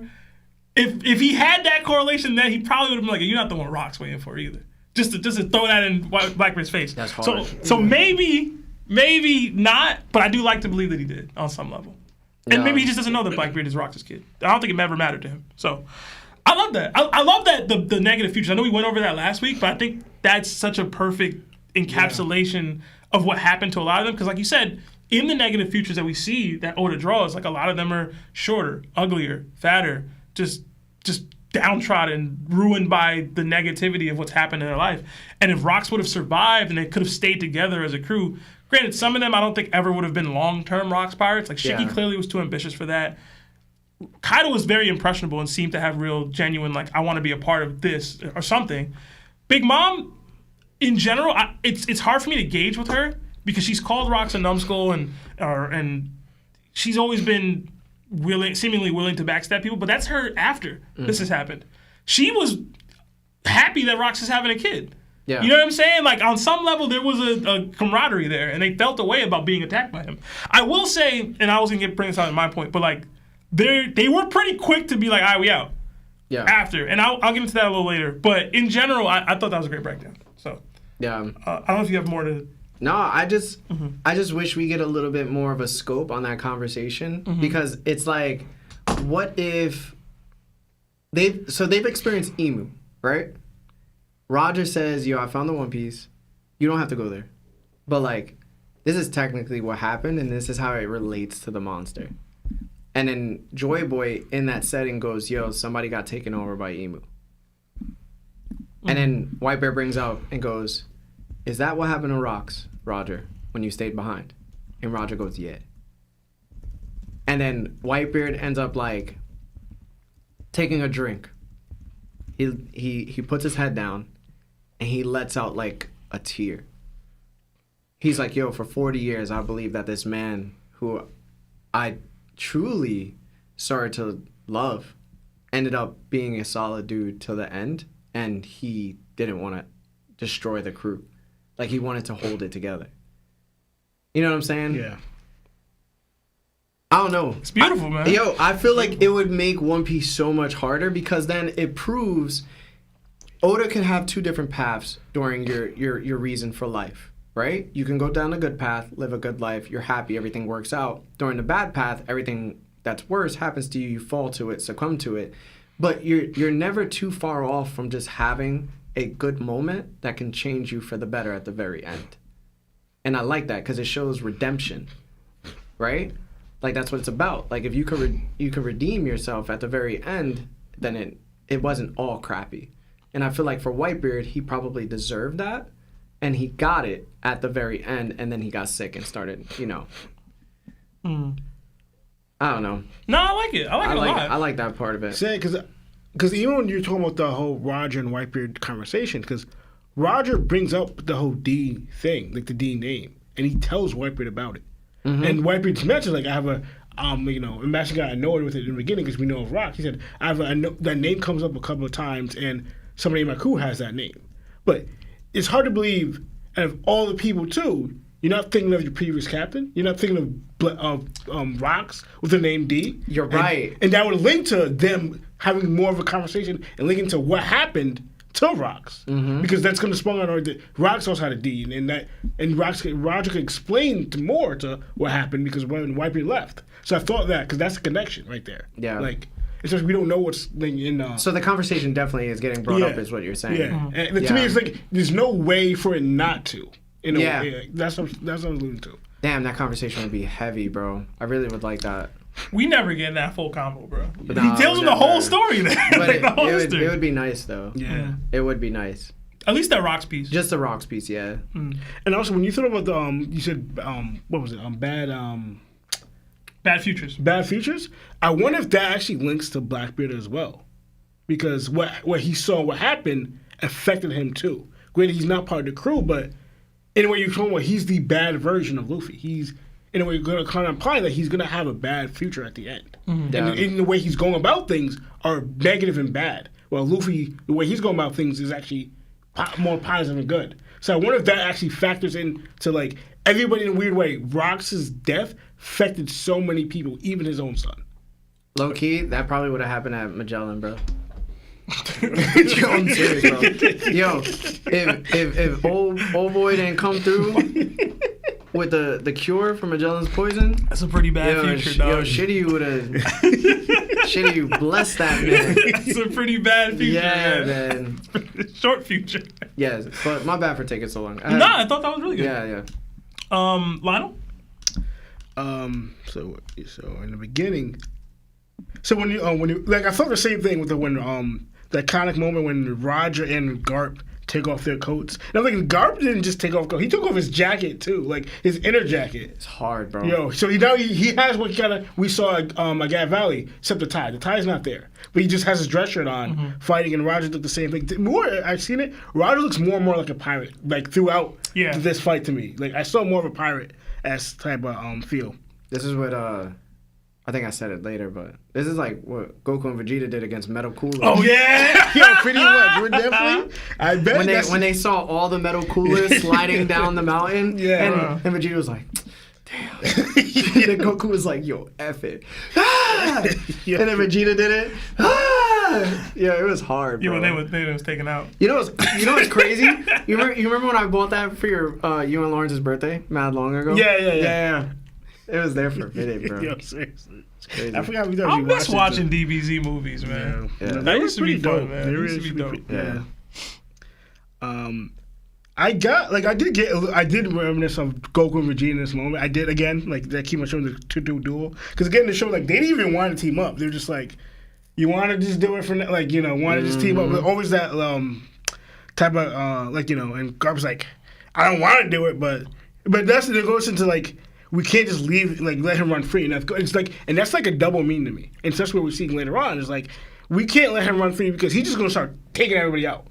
But also, just like, they feel for Rocks. Because you later on, when I read this, I didn't realize Garp said, "Hey, Rocks." I just saw, is there any way to break it? I thought he was just talking to Roger when he said it. But I realized, no, Garp is asking Rocks, yo, this transformation, whatever you're dealing with right now, can we break it? And this changes the whole fight for me, actually reading. It's this whole time they're fighting, they're trying to help Rocks get out of it. Somehow, maybe there's some way where we can save this dude. Yeah, because they have a relationship. Rocks talked to Harold, Garp, that's another one. He's more like us than a Marine. He should be a pirate. They all have some sort of relationship with Rocks. People have tried to make it seem as it's all just beef. They have a relationship. I feel like One Piece characters be stupid, yo. Because, we already know that devil fruits don't do well in the water. Mm-hmm. And we know that devil fruits is almost every explanation to anything irrational happening, right? That's basically what Jinbei said. Are you saying why didn't they try to get him in the water? Just throw him in the freaking water, You think they could, bruh? Look at how hard they're struggling to move him. Why not try? I mean, we don't know that they did, but I'm saying they're clearly struggling. I get you struggling, but I'm just saying... That's true, though. Bring it up. No, that's true. Be like, yo, what if we knocked them into the water, bro? Yo, that's true. Just knock them in the water. Grab his leg. Yeah, exactly. They could have saved my boy. But they're in the middle of the island. Honestly, I'm not trying to be mean. Before we know, it could just been salt. We saw with the zombies. So where we getting salt from? Bro, I'm just saying, salt water. Everybody got a little salt in their pocket. Yo, I'm saying, especially if they fell in the water. Bro. Yo. Listen, bro, go get a cup in your I'm hand. sorry. If y'all think that they could bring it up verbally, sure. They couldn't theoretically actually get him into the water. Real talk, I seen Garp punch the water and a ship flew onto Hachinosu. You telling me that Garp can't punch some water from the ocean onto the island? And next thing you know, he like, oh my god, that was so much easier than I thought. You gotta tell me they can't lead this fight to the water? They're not devil fruit users. Real talk, plot hole. Plot hole, bro. Nah, bro. Plot hole, bro. Alright. Plot hole, bro. We ain't open work. It's not, but it's a valid thought, though, bro. It is. Yo, bro. It is under the context that they would be able to get him into the water. The dude is knocking them on their heads every panel we see. He pushing them back. Listen, bro. But if they conquer his hockey in the water, since they could all fight, he probably jump in the water himself. Yeah, let's get his leg. Yo, Garp out here throwing this dude is Thanos on the moon over here. And I'm talking about giving the water. No, bro, but you saw, remember how he got him? Roger hit rocks to the thing, then Garp grabbed. They just keep repeating that. That's a short distance. Yeah, they're in the middle of the island, bro. Listen, bro. I feel like if they got into like an I formation and just threw it down the middle. Yo, not even that. They got Danny Bushes, right? Yo, come on, Rayleigh. Bring some seawater, bro. Bring some seawater. Yo, just talking. All those Marines. They were just talking, bro. Now y'all are being. This is a problem. Y'all are using logic and not the story itself. The whole purpose of them fighting right now is to protect those people. Why would they then be like, hey, I don't know. Come through with some water. Listen, bro. Come on, just man. Saying, little salt, man. All right. My bad, man. They could. I mean, you talking about saving. That's how you save. You saving your crew. You saving rocks. Now you have to squat up and take out the world government. That's it. Yeah, bro. Or believe in yourself and your mitts. How about that? Now believe in your mitts. I'm believing. I'm with you. Meanwhile, Blackbeard out here, and you like, nah, yo, believe on plot. Listen, they can't just go off screen. You know what I'm saying? They can't just do that. Technically, one of them could, right?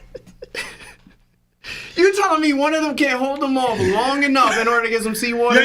No. Yeah, bro. You're crazy, bro.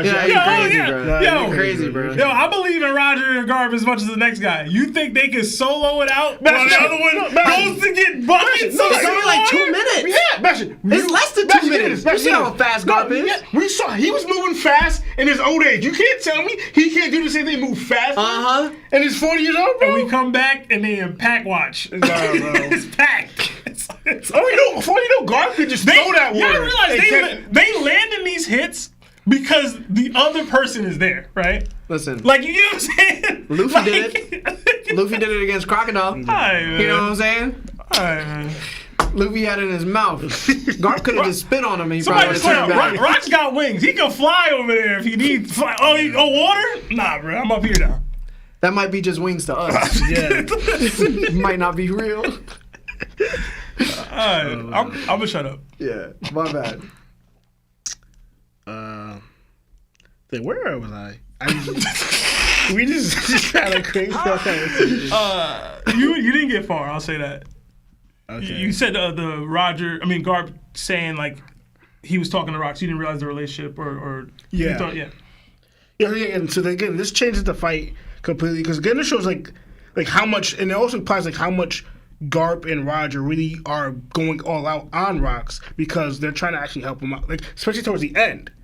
So like the whole fight, there's mostly them trying to survive one, because Rocks is trying to take them out, and they're trying to figure out how to help this dude. So it just changes the whole dynamic of like, all right, bro, like what this fight is not fully like either of them. Like they're not going with Rocks and Roger are not going all out, and this is not fully Rocks himself either. So it's just like this fight is hyped up, but it's just weird. It's just like it's a fight we liked, but it's not fully like this is not everybody's full strength. That's period. Yeah. So like that's what I got from this fight. Because even Roger says, "Wake up, bro," and you think doing physical attacks is gonna wake this.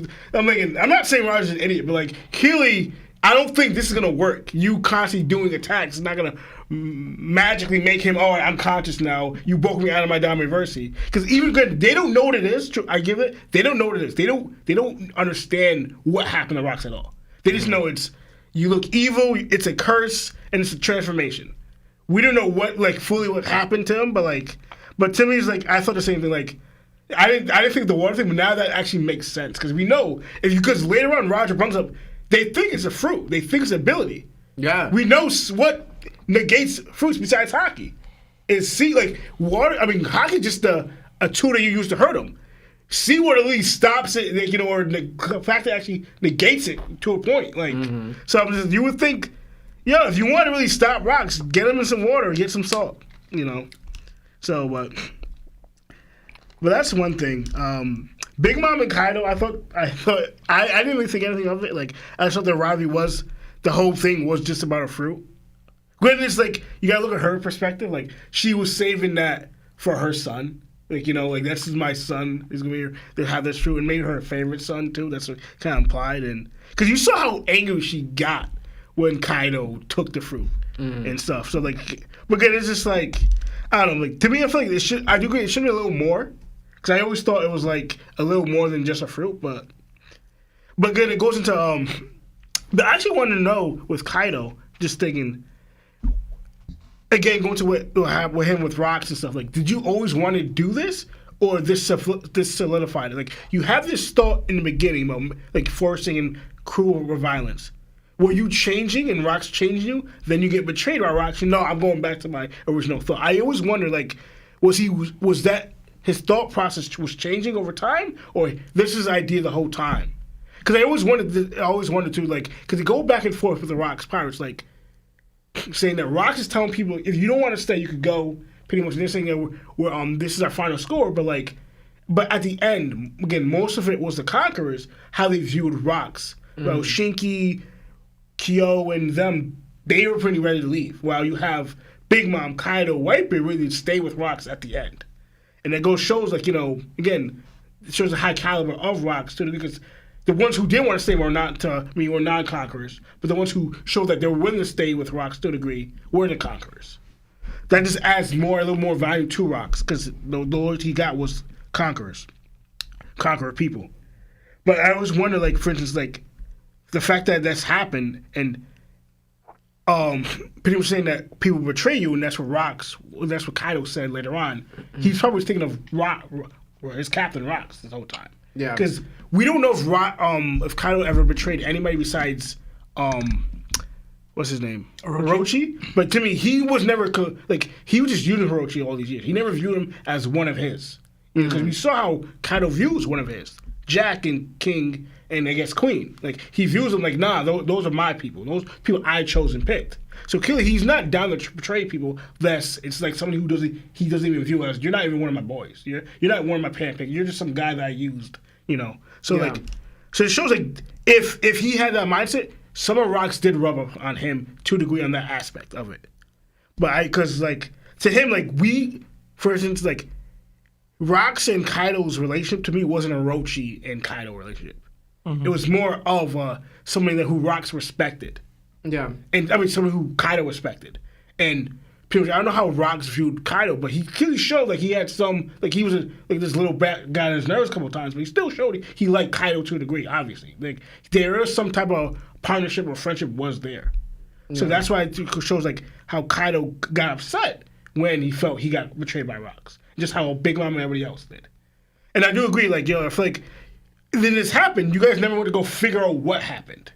That's when I have the problem. I never try to go after Rocks again and see, what was up, what happened. You just took it as, he betrayed us, and that's it. You guys never were interested of what was going on. That's the only thing that did bother me. How long you guys been sailing and showing how you viewed Rocks at the end? Just the one time that was it. That's all right, he betrayed us, we're out. That's the one thing that bothers me personally. I feel there should have been more. Because I feel if the Straw Hats, that's not gonna happen. Yeah, they're gonna go out and find what's going on. We're Robin, bro. Robin's the prime example. This happened. They wanted to figure out what happened with Robin. So I didn't do that for Rocks. I was just this is weird. I don't know.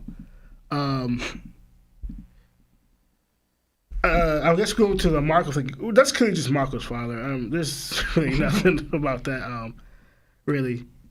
I'm assuming they just joined forces or joined together, and later on, it's kind of like that reminded me a little bit of Kaido and what's it, Hanafuda? Yeah. Like pretty much, I thought that's something similar. Like he isn't passing, obviously, and he isn't taking his child Marco under his wing. I did say this though to Lawrence. Like this is a little side note. I didn't notice that every time though, if you look at it through, I have to figure out if I'm wrong on one. But every time that he makes like a father and son or whatever relationship, if one looks too much like the other character, he kills him off. So he takes him out. Because Grox to Teach, Ace to Roger, Marco to Polo, Zoro's father to Zoro, even Ryuma. Like if you look, every person who actually look a lot like that character, one of them's passed. Mm-hmm. Or both. Like I've been noticing. I'm trying to think. There's not one character that looks so much like the other that's parent related. That one of them's still alive. Correct me if I'm wrong, but I noticed that it's weird. I don't know if he's doing it on purpose or just the only exception to this is it's actually not a father-son duo. I would say Luffy and Garp because I do think there's a huge resemblance between the two of them. But at least don't look, younger Garp. But they don't even younger. He doesn't really look that much like Luffy at all. Like over time, Roger looked a little like Ace, but more and more Oda's making it. Every time you see Roger now, you see Ace. It's just like he didn't look like Ace that much before. I know we saw old Roger when he was older. Now you're comparing Roger when he's younger. Because even when we saw Roger with the hat, he didn't really look that much like Ace. You saw Luffy a little bit more. But that's because his hair was like, whatever. But now you see Roger now, like, you're just throwing Ace in our face at this point. Like, so I just, it's a weird thing, but I just noticed that. I mean, it's weird. Especially with this, because I know this dude ain't still alive. Probably not, no. That's what I'm saying, bro. Like, I don't know. I just find it weird. And also, because Big Mom, none of her kids look here.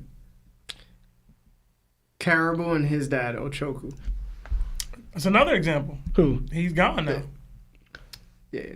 No, he was gone, but while Caribou was like... Well, by the time we got introduced to Caribou, he was gone. Blackbeard had already taken over that island. Okay. You know what I'm saying? Yeah. Okay, that's true. I mean, assuming he's gone at all, he could still be alive. Yeah. You know what I mean? But in general, like, by the time we knew this guy, he was done. Because even going back, Dragon doesn't look like Garp like that. Like Luffy he don't even look nothing like me. I mean, there are some similarities, but they don't really look like each other like that. There is similarities, but I'm talking about almost splitting image. Like Marco looks exactly like his father.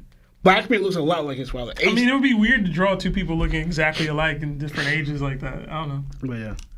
And I was going to ask one thing. Do you think, because I saw this, do you think Saturn or Saturn/Emo are still on the island or are they on the ship? They're on the ship. They're on the ship. That's what I was thinking, but I don't know. I wasn't sure. And I don't know if this entails, like, to me, the kind of part that's more is going to happen is the fact that Gabon and Ray, they're running back to Roger. I feel like there's a little more that's going to happen, but that's just me wishful thinking. But you already said everything you got. You said for Dragon. I don't have much there, but I was just like, I don't have much. You pretty much said everything, honestly. What I was not as word for word, but like, but I honestly thinking I'm surprised this dude let this happen, but like going to Gorse with how the world government is, you should take that bullet. What? As in, like, pretty much you allowing these people. What? No, it's like, as in you allowing. So you're allowing Dragon to control and let these people on the ship when everybody's supposed to be eradicated. You're gonna get the bullet anyway, because they're gonna take you out. This is a theoretic future bullet. I'm not taking this bullet right now. They know, bro. They know. Hey, if you let this happen, you're getting taken out. Maybe. Maybe. Man. Listen. You're crazy. You're saying maybe. So, listen, pass right now or maybe get caught up later. What are you talking about, Lionel? Bro. So you know what I'm saying? So you let your subordinate pull out a weapon and force you to let these people that I wanted to be taken out of God Valley on our ship. What I'm saying, no. And you think you're going to be okay after that? You're not getting what I'm saying. What you said was that he should have been like, do your worst. I'm letting these people, like, what are you talking about, bro? You should have fought. Okay, I guess. You fought if you got shot and taken out. Because either way, it's going to happen if you let this happen. That's my point. Okay. They're not okay with this. That's a better way of phrasing it, because what you originally said was absolutely insane, bro. What? But that's where you stopped off, right? Yeah, with the Saturn part right here. Okay. All right. All right, so we've all commented already. Them tossing the captain's jackets was dope. Protect that straw hat though, Roger. Lock in on that, bro. It's an heirloom right there. I did love them saying that they were going to team up. I had a similar thought process of other legendary characters in anime just teaming up to fight some stronger character. I thought that was really cool. Them saying, should we team up for a minute, reminded me of Zoro and Sanji. I thought that too. On the yeah, groggy fight. That, yeah. Definitely higher stakes here. Garb's thought process and him intending to arrest both of them. Garb, I love you, but she wasn't doing that. I forgot to say this.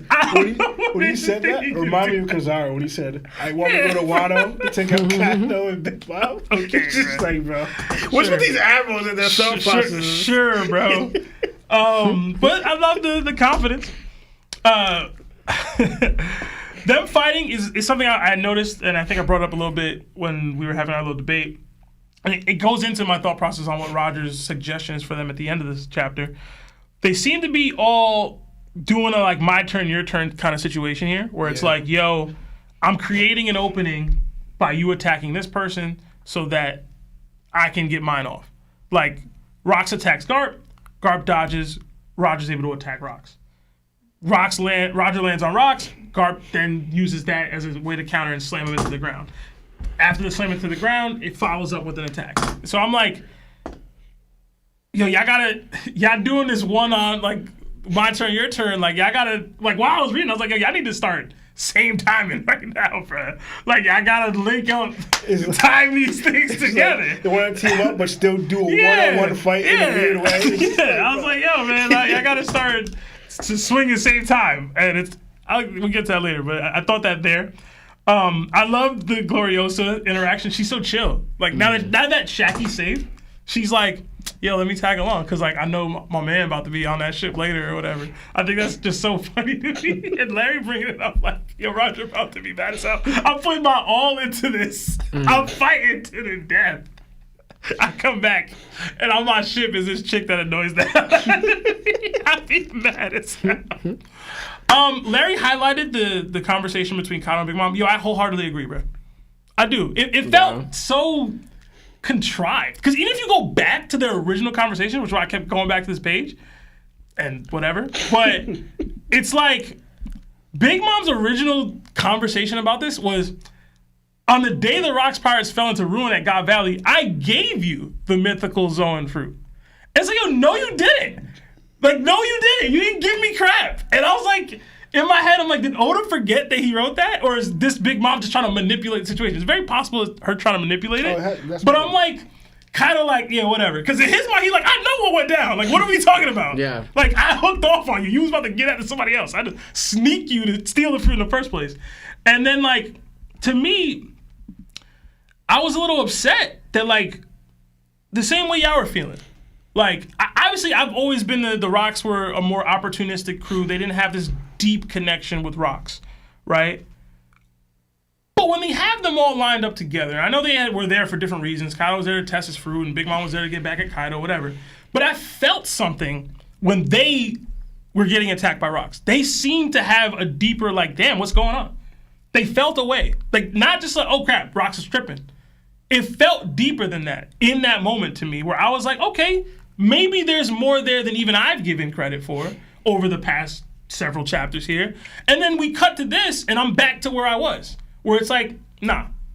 They was just here for an opportunity. Yeah. Rocks was the head. Maybe Whitebeard felt a little bit more because he's there stoically thinking, what went down just now? But they're just back in their own little bag of arguing. They didn't just swing on dude and all this. And in my mind, I'm yo, how big is this island? Because where are Rocks and Roger and Garp fighting that he just put them out right here, and they're not even interacting with that no more? It's just over there. Don't even care. I see hockey blasts and all this. Don't care. Doesn't even affect me. It doesn't matter to me. Only Whitebeard seems to even be interested in what's happening over there anymore. And I was all that just so we could get this backstory for Kaido and Big Mom. And I was yo, there was a more interesting story to tell with the deeper connection. So I was whatever. shout out to Stroyson, but I was just disappointed. I just was. I think Oda did tiptoe a little bit because remember when they were on a phone call and the Straw Hats went to Wano and Big Mom saying, "I'm going to Wano," and he said, "If you come over here, I'm gonna take you out living." Big Mom didn't mention you owe me whatever, and he said, "Yo, that's a long time ago. Like, stop bringing that up." Yeah. But so he did tell. We didn't know the full reason until like now, but she did mention that. I owe you. Yeah. I mean, you owe me. Yeah, the seeds have always been there. I just think it didn't grow into fruit that I like to eat. Yeah. I'll say that. No, yeah. The Marco Polo thing I thought was funny. I'm surprised I didn't make the joke, Marco Polo. It was too easy. It's lazy. But do you think what's his name? Is his name Polo or his name is Graham? Is Marco's name Marco Polo? It's Polo Marco. Or is Marco Graham? It's I don't know. I don't know. That's something I have no idea. I'm gonna assume it's Polo because apparently in Japanese or one of these other languages, Polo means pineapple. So it's a double entendre with the joke about the head. That's just Oda being Oda. I thought when I saw Dude, I was like, okay, this is pretty cool. A lot of people have been theorizing that this is like Marco before he got reincarnated as a phoenix, like born again. I hate that idea so much. I don't think it tracks. One, Marco was already like 7 years old at this point in time. Yeah, he's old already. So I'm like, how does that work? And two, I think it's just easier for him to be his dad. Maybe he has the fruit, maybe not, whatever, but... Don't complicate it. It doesn't need to be that complicated. And I think Larry pointed out also, we did see this dude in chapter like 1162 or whatever, fighting on God Valley. And he's his own pirate captain, so he's probably here to get treasure and Jackie or whatever like everybody else. So I remember that. Cool. We were all like...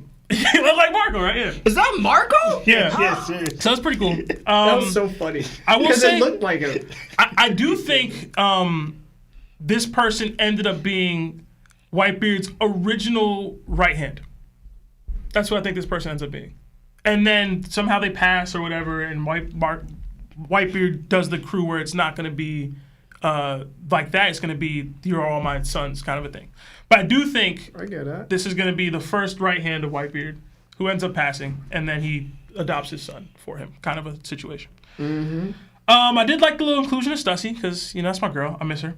And then Gilbaster. I don't know if y'all peeped. He seemingly has a hollow or a ghost next to him while they're stealing the treasure. And I don't know if y'all remember, but obviously Perona has the fruit now. So it seems as though this is the original, or at least the person who had it before she did. And Moria having a Gilbaster zombie on his island means he probably took him out and ended up taking the fruit and giving it to Perona as his adoptive daughter to make her stronger. I thought that was a pretty cool little nugget there. Also, if you guys have ever read or the Wanted story with Gilbaster, he's actually haunted by somebody that he's killed in his story. So it's like a little tie-in on both kind of ends there. The ghost and it's like a ghost is always following him. So I was like, maybe it's just that ghost, or maybe now in this canon, he had that fruit and now he got defeated and Moria took it and gave it to Perona. Well, the difference in that is, if I remember correctly, he ate a fruit and then he started to grow extra limbs. Did he? Yeah. Is that the story of because him? Even when you see Belstar on... He has multiple limbs. He has multiple limbs. I thought... So, and then we've seen him in other panels where he's had multiple limbs. So I don't know if he has Perona's fruit. I think this might be actually Stussy's fruit. Well, she's still alive, though. Even today. Oh, yeah, that's right. It could be Gonzui's fruit, though. No, Gonzui has Mr. Fox. Oh, he has Mr. Fox fruit, yeah. I don't know whose ghost this is. I thought it could be Noah's fruit. It could just be the ghost that follows Gilbaster around in real life. He had multiple arms because Moria just...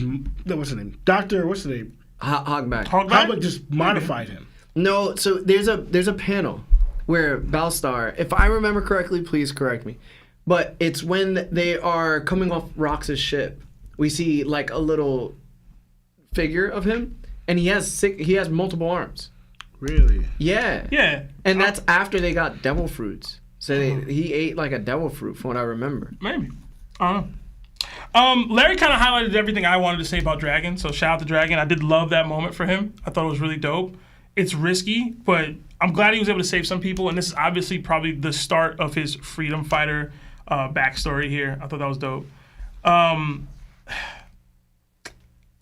the island never existed. It brought me right back to the Lucia. I don't know that they already have Uranus or the means to fire it off or whatever that thing that they're using to destroy islands, but I've been under the belief that they don't have access to that kind of stuff at this point in time.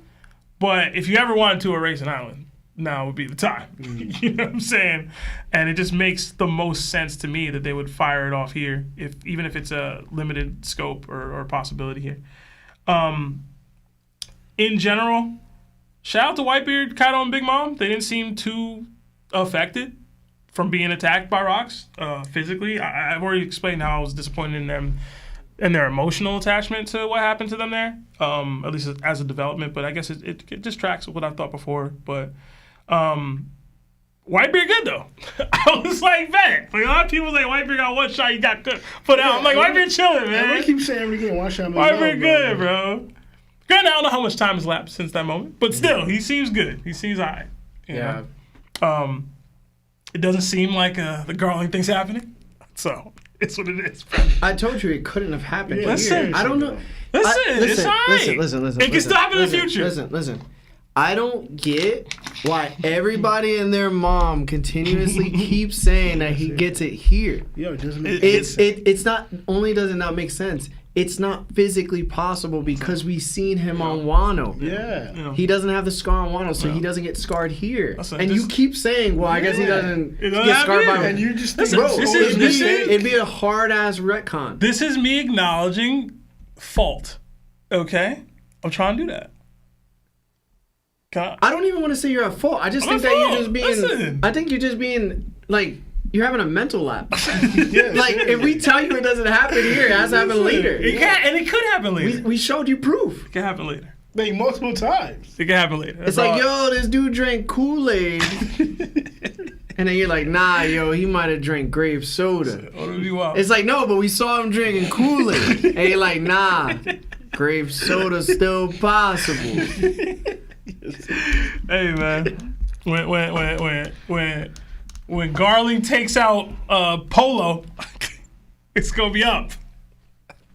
Anyway, even then, that's not true, because then he has Marco. Yeah. Marco on his ship on Wano.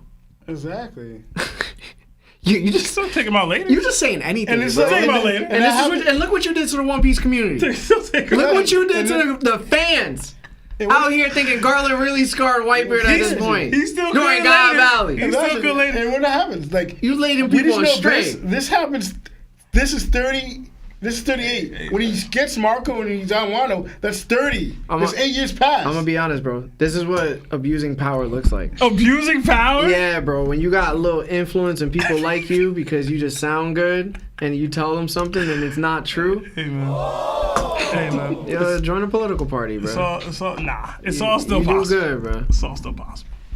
But that's really it for me. Yeah. But so let's get back to some super chats, and then we'll finish up the rest of the chapter. Yeah, let's do that. We got 3 months at Yako status from Dumb Society. It says, you're 3 months as a member of the hashtag BBC, got into a bad car accident and totaled my car. I'm good, but please pray for this soreness to leave. Hashtag that goat peace talk. Hashtag troll twins. Hashtag Luffy is greater than rocks. Hashtag milkman law. Hashtag Larry tax. Well, Society, I hope you're all right, man. Yeah. That sucks. I've had a car get totaled on me in the past. Thank God, wasn't in that car. But I hope you're good. I hope that soreness goes past, and I hope you had gap insurance and the insurance company is paying for the car, and it wasn't your fault. You know what I'm saying? But thank you, and feel better. Yeah, I'll be all right. Should use armament hockey and infuse it into his car. All right, bro. Another 10 from Slimy Mayo. Got y'all blocked on here so YouTube doesn't know I'm interested in One Piece to avoid spoilers. Figured I'd show some love and can't wait to listen to the episode tomorrow at work. Hashtag Newgate Gang. That's actually a great idea. I might have to do that going forward, bro. Because, yo, when I was trying to stay spoiler free, I was distracted. I was doing a bunch of stuff during my trip. But I was like, I just got to stay off IG. Like, I just can't even be on it. I don't think that's... for me, it's no issue. But you have stuff blocked. You don't follow a lot of people. I just mute everybody. What I ended up doing was I put on the threads, the little pop-up threads they put, I put block anything that says the word spoiler on it. So I don't get anything now. What you have to do is you have to train your algorithm. So they're going to show you stuff that are related, even if it doesn't say anything. So what you got to do is you got to suffer the like first 2 weeks of blocking everything or muting everything or saying you're not interested. But I like seeing the content. Once I read it, I like seeing that stuff. But it'll show you content on the days that it comes out, like the official. Okay. But it was cool. Another 5 from the red-haired gator. When do we get a new top 30? And is Doflamingo if his Conquerors hockey can compete with Holy Knights? One, Dofi not making a top 30 in 2025, bro. I love the guy, but let's be real. Yeah. And I think Larry he sent out a message to us about when he was trying to coordinate. I don't remember what date it was, but it was December 19th. Okay. I'm thinking about doing because it's 1 week away from the actual year ending, and it seems like a comfortable date. So it could either be like the 12th or the 19th. Okay. I'll try to make it work no matter what. Yeah. So. If the Twins actually respond back to my text. I did. Because they still Lionel did. He didn't really respond, but he responded. What? I responded. You ain't asked mom and pops. You didn't put in the work. I was saying that. I'm saying, do you think it's gonna be too cold? Because it's been cold. Today's cold. It might be break. That's what I'm saying. We don't know that. Hey. Well, it's December. It's colder. Listen, bro. My fear is the internet. To be honest with you, we're gonna be out there, but we can figure it out. Another 6 from Music Noah. It says, "What's up, Top? Love y'all. I got an interesting matchup: Current Zoro versus God Valley Big Mom." Big Mom. Big Mom. I'm still going Big Mom. Big Mom, definitely. Yeah, bro. She like that. It's higher than I'd like to say, but Big Mom still got it. It's possibly Big Mom. You know what? Not getting into it. Where you go? All right, another 5 from Roberto Figueredo. Okay, now I understand. That's why I was waiting all day for your reaction yesterday, but I understand that all that traveling sucks sometimes. Yeah, honestly, I don't mind traveling. The stuff that me and Larry were dealing with as far as delays and stuff was just a nightmare, man. Yeah, it was bad, bro. Yeah. So, all right. I'm going to read one more, and then we'll get back to the chapter, and then we'll finish out later. All right, another 5 from Nico. It says, who do y'all think is left for this flashback? Maybe 2 to 4... What do y'all think is left for this flashback? Maybe 2 to 4 chapters of God Valley, then a couple chapters of Harold/Loki. Thoughts? Hashtag Whitebeard the GOAT. I think we still have another, 10 to 12 chapters of the flashback overall, because you'll hear it when we get to it. We there. We're about to be there right now. Yeah. Right meow. Yeah. Another 10 from Sonodachi. Yo, also forgot to say why Rox was getting uppies like Seb. Oh my God. What? What's wrong with y'all, bro? And another 2 from Nico. If Larry was in One Piece, he'd be from Swallow Island. Another 2, Larry likes furries, from Jada Rude. Another 2 from Psycho, Larry giving hints to what's on his search history. Yo, they really was coming for you, bro. About the Law Beppo thing. I'm telling you, bro. Oh, man. And then another 5 from Dirty Mike and the boys. God Valley didn't go the way you thought it would. It did it. You lose that battle. Yo, you missed the earlier one. He compared the D clan to the sea lion. To the lions, and the emu and his people to the tuna fish. It's too funny. All right, let's finish the rest of this chapter, and then we'll get back to Super Chats. Appreciate the patience, y'all. Like the stream if you haven't already. All right. The final part of the chapter starts with the narrator speaking to us as Roger and Garp continue their fight with Rox. The narrator says, West Blue, the God Valley incident, S-level top secret classification, records of clandestine operations, and special hazard pay for Naval Base G11 and Cipher Pole number 6. Registry of participants in the human hunt expunged, site of the event God Valley, island location, area, population, details erased. Number of fatalities unknown. Another giant Conquerors hockey burst is seen, and we hear a tired Roger speaking to Garp. Garp, did you know about that enormous black monster the government has? And they call themselves the good guys. Garp says that he can't believe it either. Roger tells Garp if he's going to leave the Navy, come to join his crew. Garp, also tired, laying down, says, don't be an idiot. If he quits, who's going to watch out for the rank and file? Roger claims that the key to winning this fight all comes down to mass, which confuses Garp. Roger goes on to say that he's been stacking both Armament Hockey and Conqueror's coding with his attacks, and that there's no way they aren't hurting Zebek. Garp responds that Rox is also guarding with Conqueror's Hockey of his own, so they cancel each other out. Roger claims there's no true damage unless they surpass Rox's Conqueror's defense with a critical mass of Supreme King Hockey, and that they can't overcome the monster Rox has become in a battle of attrition. They seemingly agree with the understanding that they will be down for the count after this next attack, and that if they miss, they're done for. A determined Garp yells out to Rox, saying he doesn't know what to say to console him, or what even is happening to him, but he can recognize the pain he is in and his frustration. We see a close-up of Rox crying in pain. Roger says don't cry as he seems to wipe his own tears away, and he and Garp charge their final attack. Roger launches God of Fire Ace. Garp launches Infinitum Explosion. Roger's attack cuts a half a dozen slashes through Rox's body, and Garp's attack punches right through Rox with a flurry of rapid punches similar to that of Luffy's Gatling. Rox is sent flying back, and another gigantic Conqueror's Hockey blast erupts throughout the entire island, destroying the second signature mountain of the island. The narrator continues. The world government attempted to cover up everything that happened here. But the downfall of Rox D. Zebek and his lawless band of followers, the Rox Pirates, who wreaked havoc on their era, cast unmistakably large vibrations that shook the very world. And the chapter ends, and we have a break next week. So, I'll start with Lionel. What were your thoughts on the final part of the chapter? I'm not going to touch on the narrative like that, really. Oh, but they break away the mountain already. But you said that the last attack they did this when they were fighting. Yeah, my bad. So they break away the mountain doing the first narrative when you see Roger and Garp kind of screaming and Rox screaming, attacking each other.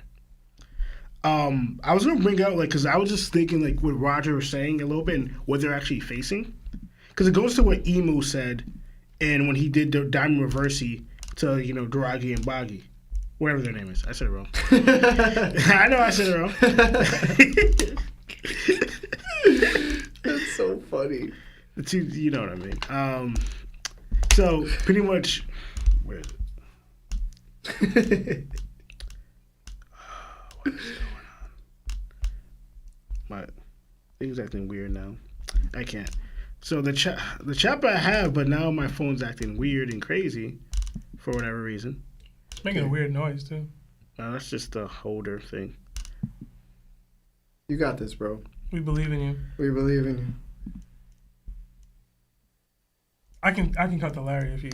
No, I have it. Just I literally had it. Maybe on I here. don't believe in him, bro. No, I had it here, and now they just acting.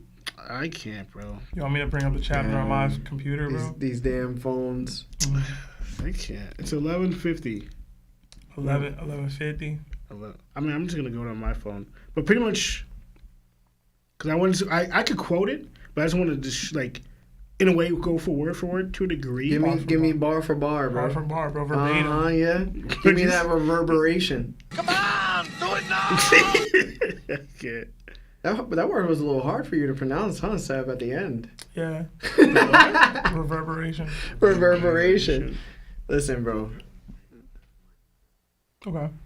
Oh, we got Streamlab. Okay. Streamlag. Marv said he's working on fixing it. He's gonna put his schmeat on the keyboard. Okay, I have it. Okay. What? Never mind. I don't know. So pretty much, Emo just says when he turns the two giants. I'm not gonna say their names. He says, in exchange for some measure of thy lifespan, thou will receive an undying body and uncanny strength. Pretty much, that's what he says to when you throw him out his Diamond Reversi. And pretty much, and that goes to Rox as well. So Rox gets the undying body as in the regeneration, obviously, and the canning strength added to his strength. He gets stronger, his size and whatever.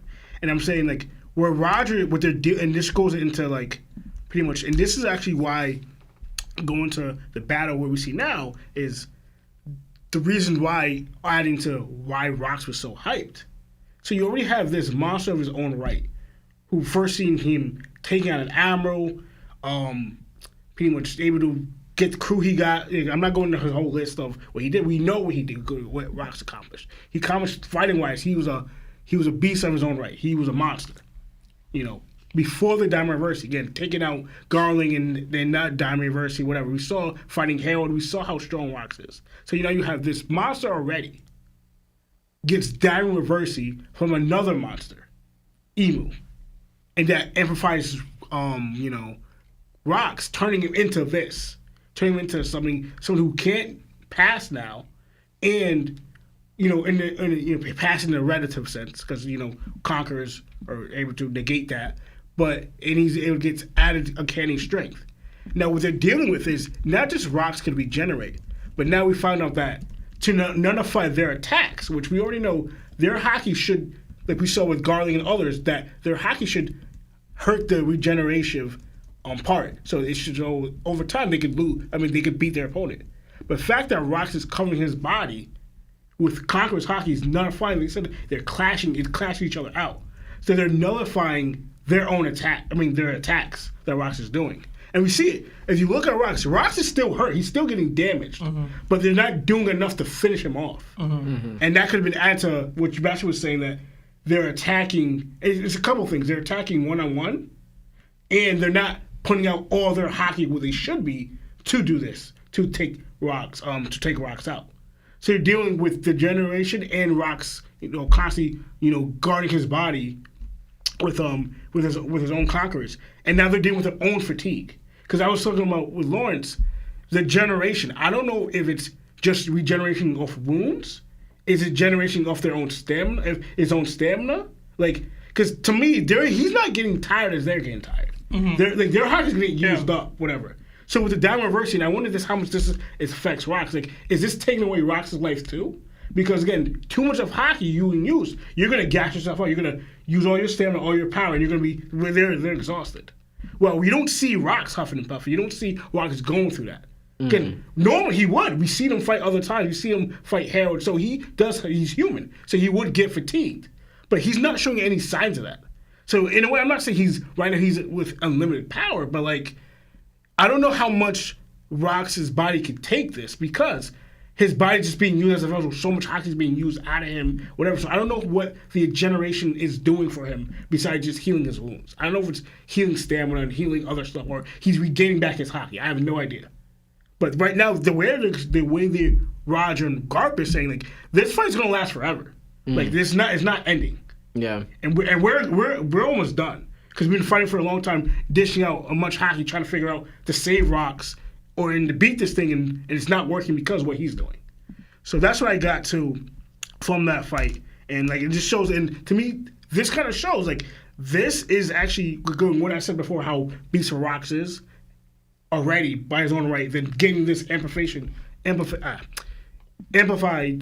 beast form, he will turn into. This is literally the hardest thing Rox and Roger ever fought. Period. This is the hardest. Besides Emu, we don't know, whatever. But right now, this is the hardest thing they ever fought. We don't know if they fight anything harder than this. If they even fight Emu, I don't know if we do. I don't know if that they elaborate into the story. But right now, this monster is the hardest thing they ever fought. And I'm going to all the other fights they fought right now, Whitebeard, Shinky, whatever. Shinky's Master's Fleet. To me, it's nothing's compared to what they're facing is that right now. That's what I'm viewing it as, and that's why Oda built that up. They made Rox this monster to get even more of a beast at the end, showing how terrifying the situation they're in right now. Why they're struggling so much, because Rox is already, he's a monster beast comparable to their strength, and possibly even stronger. Now he's getting this buff, just bro, how you expect them to win? And not to interrupt, but this is where it also comes to a point where you're absolutely right, because we know how through hockey you need to be challenged in order for it to blossom. So if there's no bigger challenge than Rox, then it leads you to believe that I do think that they both get stronger after this. Garp clearly training for Don Chinjiao screams that, right? But we know that Don Chinjiao is not stronger than Rox. Exactly. So what it looks like to me is they definitely do get stronger, but I don't think they get much stronger than this. And that actually goes into the end attack. Like, and this is what Lawrence was kind of saying, because I was actually comparing it a little bit like, all right, some moves that we saw, and this is what I think Lawrence was kind of playing that this is what they start doing from now on. Because Roger says like it all comes down to mass, and mass obviously is a large sum of something. What it is an enormous, a large sum of whatever it is. And Roger's saying that for us to bypass the regen and Rox's Conqueror's Haki that's guarding his body that makes our attacks nullified or clash, that it doesn't really do the damage that we want to do. We need to do a mass focus point of our Hakis. And actually at the end of it, like Sebastian, that's the first time we saw that they both do it at the same time. And that's they both did their massive Haki Conqueror's attack at the same time to hit Rox. Because if you look at other times they hit Rox, it was just straight this. Mm-hmm. Like Roger hit him in the back and he sent him flying and Garp hit him in the face. Either he got hit and got pushed back, then he ate through it. This went right through him. Mm-hmm. So that it did its job. So I was thinking like right here, like, and this is what Lawrence was kind of playing, and I'm thinking too, like, this is what Roger and Garp realized. That for us to, and they started doing this regularly, that it doesn't, like, their Haki mass, like, that focus, like, summoning so much amount of Haki in their attacks started becoming a regular thing. And I thought of what other attacks that Garp did. Because if you compare it, Galaxy Impact to what he did to Emu, to Galaxy Impact when he did to Fullet. The Galaxy Impact Fullet was way bigger. It's way stronger. And that's Garp at his old age doing that. Yeah. So that coincides with what Roger said, that summoning enormous amounts of Haki mass in one attack makes a big difference. And that's what I think Roger and Garp learned. And that's what they start doing regularly, that's how they become stronger. And that's how their attacks become a lot more powerful because they're not just doing, like, Haki regular attacks or like they're just doing conquerors. No, they're summoning enormous mass of Haki in these attacks now. And they're doing it, and they probably trained on it that their attacks became even stronger regularly. Because again, comparing Garp, what we see with a God Valley at his old age, and comparing him to when he's in his prime. Mm-hmm. And I think his prime was like, again, 40s to 50s. Garp is not in his prime when he's 70. No, yeah, when he's 70, almost 80 years old. Yeah. So during this time frame, that's the power up, the boost they got. Whether that's, Joe-Boy or whatever, I don't know, but that's the point, the strength they learned. That point they learned is the critical. It says with him a critical mass of Haki, of Supreme King Haki. That's the thing that they learned to defeat something like Rox in his Dome Reverse form. Yeah, and that's what I think. That's the power up they got, and I think that's again. I'm bringing this up because realizing the difficulty level of what they're facing, because again. What they're facing is I don't know who could beat Rox in this form. Especially in what it took for them to beat it. How many people could do this or know this fact? Know that to beat Rox, you need to do some of the Haki mass of this level to take him out like this. Yeah. They're saying how many people could do that? Only people we've seen that could kind of do that, to our knowledge, is the Yonko. And that's certain instances if they understand that. Like somewhat Big Mom, because we saw, somewhat Kaido. Joe is obviously one of them, and Shanks now, So, like, that's the point. Like, and again, that has to be, like, and I wonder if it's, like, can they do it on their own, or because it was Rox and Garp doing it at the same time. Mm-hmm. That debate is, like, if that one tack that Roger did by himself, he did it, would that still be enough to take out Rox in this form? We don't know. That's still just a question, like, because they did it at the same time, I'm saying. That took out Rox. To my knowledge, we don't know if it fully defeated him. And I actually kind of feel like if this is how they ended Rox, I'm like, I feel like it should be a little more. I mean, what can I say? Could be a little more because he still can't talk. So like, like what he's gonna be like a voice of all things conversation at this point. Like, so him just disappear like that, I feel like it's a bittersweet moment to me. Mm-hmm. I wanted more of a deeper like again like the whole smiling thing, whatever. I don't know if I did have some hope. At the end, which is it may be more annoying though. Like when he beat Rox, the Diamond Reverse he does go away from him, and Rox and Roger and Garp have like a final moment, mm-hmm. and that puts Rox to rest, and we actually possibly get maybe a smile or whatever that like he's resting in peace instead of just getting obliterated. I don't know. Like I'm back and forth in the feelings on this moment. And I thought it was also funny that Oda added that he's missing a tooth. I'm like, yo, Oda's stupid. pee. But again, this is what I'm talking about. If you look back, his tooth is back. So I'm just like, yo, Oda, you're not making like sense. father, like son, Yeah, man. seriously. I'm like, Oda, you dumb, bro. I can't with you. But again, the attack was great. There's one thing I want to point. One last thing before I end it. I already said, actually, two things. I already said when I saw I mentioned before when I saw Rocks do his pandemonium whatever technique. And then I said it related to the abyss and whatever. I said that's like a reference and shout out to his son, with his ability, whatever. I said to Lawrence like a couple days before the chapter came out, and I said, I wonder if Roger has a technique or a move that's referencing the ace. Because I said, I thought of because Rock's attack is called the Abyss, and you think of darkness, whatever. And I said, Roger's moves was like divine departure, something is elevated or high, or something like a god type of thing. And I said, I remember one of Ace's moves was called Flame Commandment, something reference to like God or something. So I wonder if Oda's going to do something like he did with Rox and Teach with Roger and Ace. Then I see this pin, I'm like, I was right. Like this move is called God of Fire Ace, and I thought I really thought of it. I should have said it, but I didn't. But I thought I think we're gonna get it, and then we end up getting. So I thought that was dope. They both have like a move or a technique that referencing their child, their future child, or the child now and whatever. All this hate for Roger he had.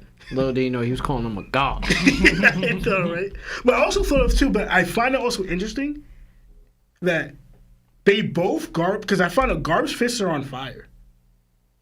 If you look at it, his fists are on fire. And I'm thinking, what's the connection? And that's more than once that Haki's connecting to either fire or lightning, both like burning type of related elements. Like fire and lightning have similar like properties to each other. And we keep on seeing that fire, they have some type of connection or some type of weird homage to each other. Haki and fire. And I'm not knocking Ace too with the whole Ace is fire. I mean, Ace is Haki's fire by nature. I'm not connecting that, but Oda did do that. But I've been noticing and these are not abilities. They're just using their Haki, and flame or lightning comes out of it.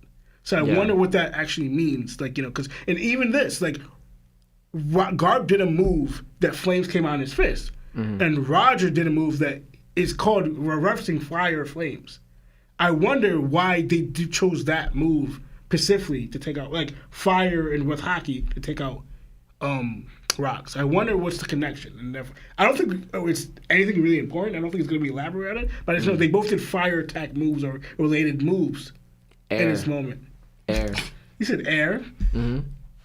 When you move too fast, you cause friction. Friction, therefore, comes off as static energy or as fire, right? So if I was to rub this carpet a lot, and you get shocked. But if I break the airspeed, it's going to create friction, right? Because that's when rockets come through the atmosphere. They heat up. Yeah. And it creates energy from it, right? I thought it was just Conqueror's hockey. I thought that was just how Oda was portraying it in Garb's fists. But because when Garb did this, I just thought of obviously not Red Hulk. I thought of Red Rock, the one he did on Kaido. Because Luffy just ignites it. He's not moving, he just ignites it and just turns on fire.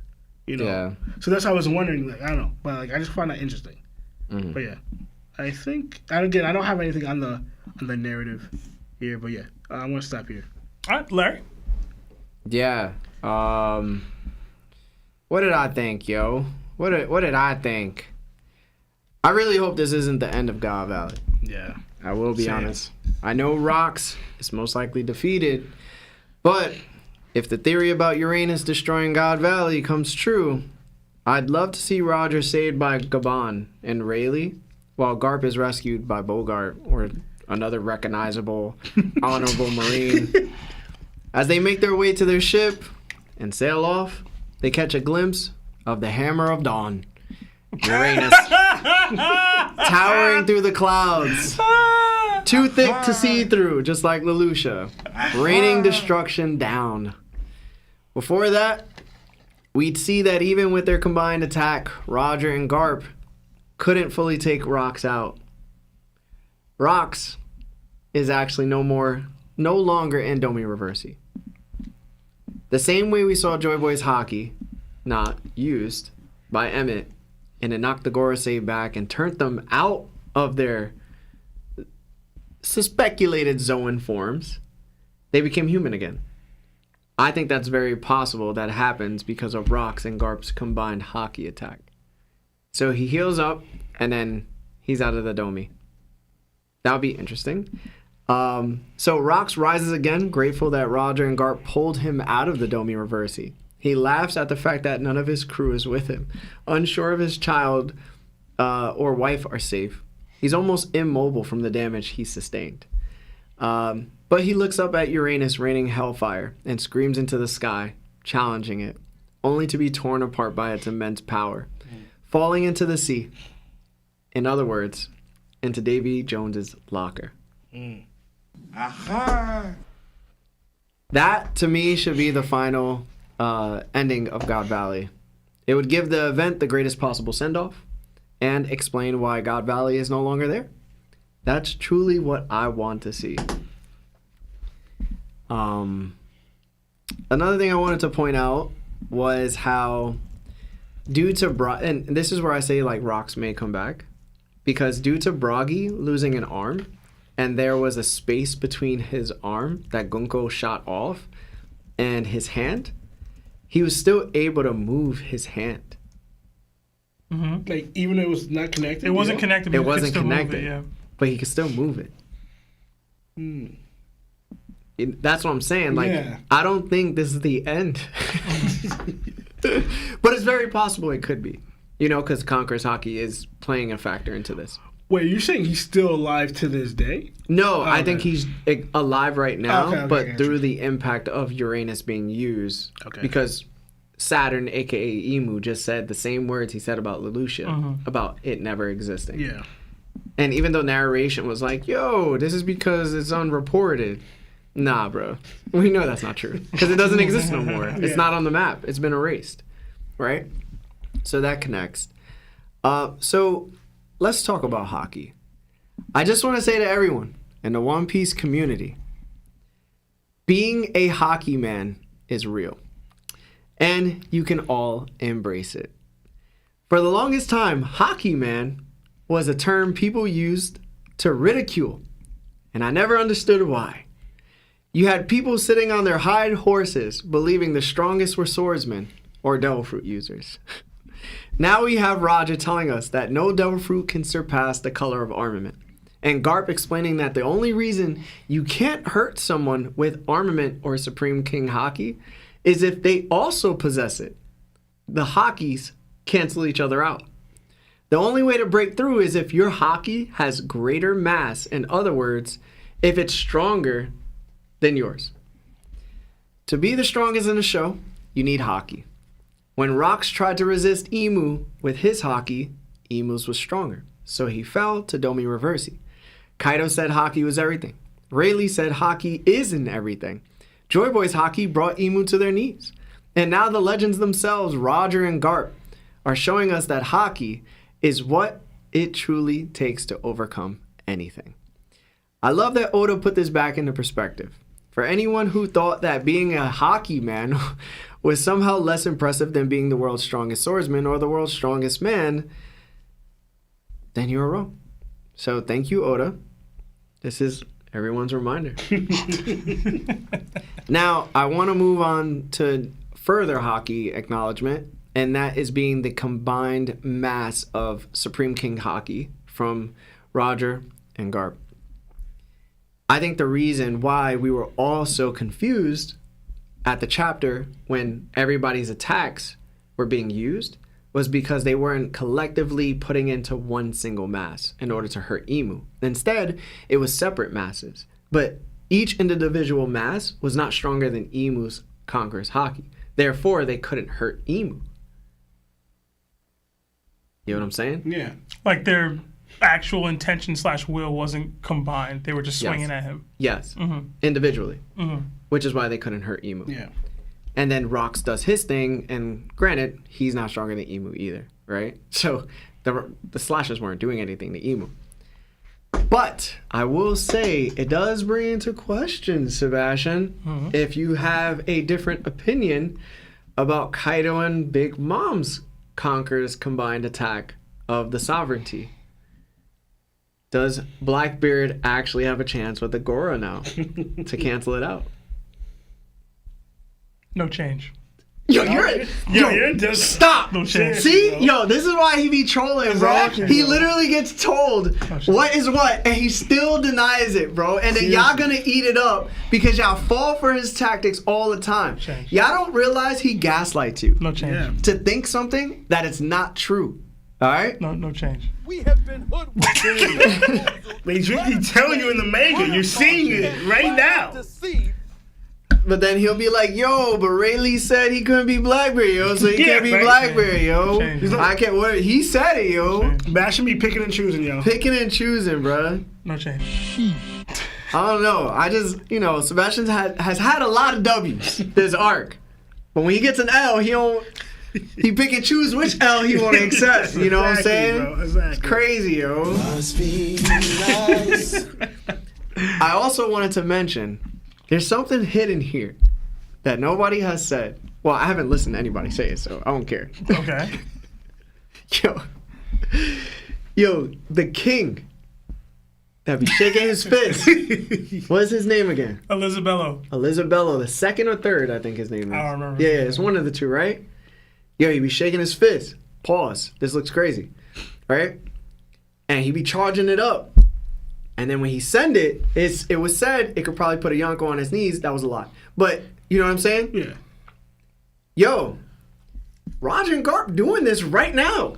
But They winding up. They doing it with Supreme Conquerors hockey though, right? Yeah. So like, yo, maybe he onto something, listen. bro. He's like, Are we gonna get a Luffy? Yo, yeah, Lined up. like, yo, I'm about to punch the hell out of you. Yeah, you better, yo, just wait. Give me like 5 more seconds, bro. It's the new Spirit Bomb. Yo, it might be, bro. It might be, bro. You know what's funny? You say that because I went back to the chapter a while back and I resaw him do it, and I'm looking at Lawrence. Doesn't it look like leakage is coming from his pot? Like at least you see the blast. You see? Look, I'm gonna go to. I want to send it to you. It looks like leakage. I'm like, I don't think he's a conqueror, but that looks like Bachelor Lawrence. Like, yo, it does look like leakage though. He is a king. man. Yo, He that's is what a I'm saying. king, bro. So like, if Roger doing this and Garp doing this and King Elizabello doing this, yo, there's a connection, yo. Y'all be trying to make connections. That's a connection, yo. Definitely is. I think what was really heartbreaking to me was Roger. Tearing up. Yeah, man. It was Roger. Roger literally loading up, and he tells him, yo, don't cry, yo. He's like, yo, you're not supposed to cry. Don't cry, yo. He was like, yo, I know you suffering, bro. I know we recognize your sorrow. But, like, please, this is already hard enough, and you just made it way harder. You crying has to stop. And then he puts his, he does this. And I was like, yo, it's crazy how much he respects Rox in a way that he sort of looks up to him. Like, he knows he's an adversary, for sure. The biggest one of my time. This is his era. But, like, I'm taking out somebody of this great competition and it not being his choice to fight. Mm-hmm. So I'm never going to experience the heights of heights that I should have with an individual I respect so highly of. And now I have to take him out when he's at his lowest. I'm gonna be honest, bro. That, like, seeing Roger do that, I did not expect that. But seeing it proves also, like, I think Garp feels something too. Because he's also in this state of confusion where he's like, yo, you guys are pirates. But he's like, yo, there's something wrong here. Like I'm supposed to protect people, and I feel like I gotta protect a pirate by taking him out. And, like, if Roger's crying on the side of me, that there's some emotional connection between all three of them now that nobody will ever understand. And this is why Roger develops this friendship with Garp, unlike Doflamingo and Sudo. You know what I'm saying? Yeah. Or like Luffy and right now even Smoker. They don't have this type of relationship, So it's like, I need you to look after my kid, Garp, because you know what's right and wrong. You was there with me when we was in the pocket fighting Rocks. Yeah. Like, this is not. Yeah. Yeah. And it even goes back to what Roger said. Like, if you are not going to stay with the world government, then maybe you should join my crew. And then Garp was like, well, I got to make sure people who come through here are rightfully so coming through here in the right way. And then we see little mishaps in the beginning of One Piece, in the very beginning episodes, where we run into Kobe and Luffy and Axe-Hand Morgan, and Garp takes care of him. So when it puts Garp into this light now for me, it's like he was trying to do something. He was. It's just that he noticed he couldn't do it. Like, he couldn't complete it. He didn't know the answer to this. He doesn't even know if Joy Boy exists. He doesn't know the One Piece. He doesn't know technically what he can do in order to make the world change in a better way. He knows that there's this evil, enormous black monster that's there, that it would take the greatest of the greats in order to fight. But even then, it doesn't mean that they would be able to beat it. So it's like, how do I surpass this great suppression and oppression if I'm like the only person that could probably defeat it and everybody else doesn't want to? I need to somehow collectively get the strongest people together, and even then, there's no chance. So what do? Well, I probably just maintain the status quo by also changing the government from within, hoping that change itself will come, and just pray. And that was really tough for me, because that's what it looks like. That's what it looks like it's happening right now. He's really struggling with the fact that, like, I don't know what to do about the world government now. I don't know how to move forward in this Marine Corps. And now pirates aren't the enemies that I thought they were. That's what's going to be tough for, like, the dragon conversation with him. So I wanted to ask you guys one question. So the conversation has continuously been throughout this episode, has Rocks fallen in strength, right? And I've tried to make some explanations as to why he wasn't. You guys pushed back on it. We're just trying to figure this out. And I think it's rightfully so, because it's a great conversation to have. So my question is to you, knowing what we know about observation hockey and how you need to use it correctly is to be calm, right? That's the best way to use it. Do you think that Rocks is capable of using observation hockey of any kind right now? No. Yes, because in my opinion, the voice of all things is an element of observation hockey. So if he's using it to communicate with them, he's on some level cognizant to do so, right? Like, he would have to be. Yeah. But that's because I'm of the belief that that's what that is. Okay. If I wasn't, then I would be like, maybe not. But he's also utilizing Conqueror's hockey to defend himself.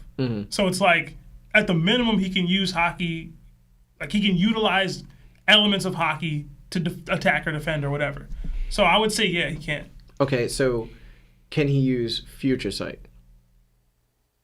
Perhaps, yeah, probably. Like, would he see that he would be defeated by this attack, kind of a thing, you mean? Anything. Or any type of attack, yeah. I'm going to say yes, but I'm not dying on that hill kind of thing. You know what I mean? Now, the only way I can say it, because to me it has to be instinctively, like how Eva made Rocks in an instinctive moment. Because if we know that you could use hockey unconsciously, I'm not saying Rocks is unconscious, but you could use hockey unconsciously. The only one we didn't see use unconsciously is Armin. Yeah. But we saw Conquerors use it by Luffy, and we saw Whitebeard use it when he was sleeping against Ace. So just like, that's the only one, like, I said no in the beginning, but like, just thinking of the fact that you use unconsciously, it's like, that goes to the instinct thing. Because in a weird way, Rocks is not fully unconscious because he's able to speak to them. Yeah. So that's why I was like, it's honestly, it's hard to tell. So my question is yes and no. So the first answer for me is yes, he's able to use observation hockey, because like Sebastian said, I do believe that observation hockey's highest form is voice of all things, right? But I don't think he's able to use Future Sight the way he would normally. No. Yes, but I don't think he's able to use Future Sight, because when he uses Conqueror's hockey, he doesn't use the advanced form of Conqueror's hockey. Okay. He's not able to block with outward emission armament. Okay. So I think that there's access to the base forms of all of it, or the easiest forms of all of it. So I think realistically, Future Sight's probably harder to use, But because you have to be specifically innate with Voice of All Things, it comes naturally. That's why Momonosuke is able to like use it, but not use observation haki of Future Sight and stuff like that, right? So for me, it's like I don't think he's able to use Future Sight right now. He's not calm enough. Mm-hmm. Okay. But I do think he's able to use the Voice of All Things, or probably I don't even think he's able to use observation haki, like the basic form of it. Maybe he could, but he's not calm enough. So I would say right now, even that's a hindrance to his strength, because that means he could avoid attacks. And then it works in vice versa, because if he's supposed to be a conqueror and use his will, then that also means that if he wants somebody to destroy him, then there has to be some confliction happening between his will and Imu's control. Yeah. Mm-hmm. That's what I'm saying when I talk about, like, is he at his best? But that's really all I say. My bad for taking so much time. No, you're good. But I thought what you said was very well put, and I think it was needed, honestly.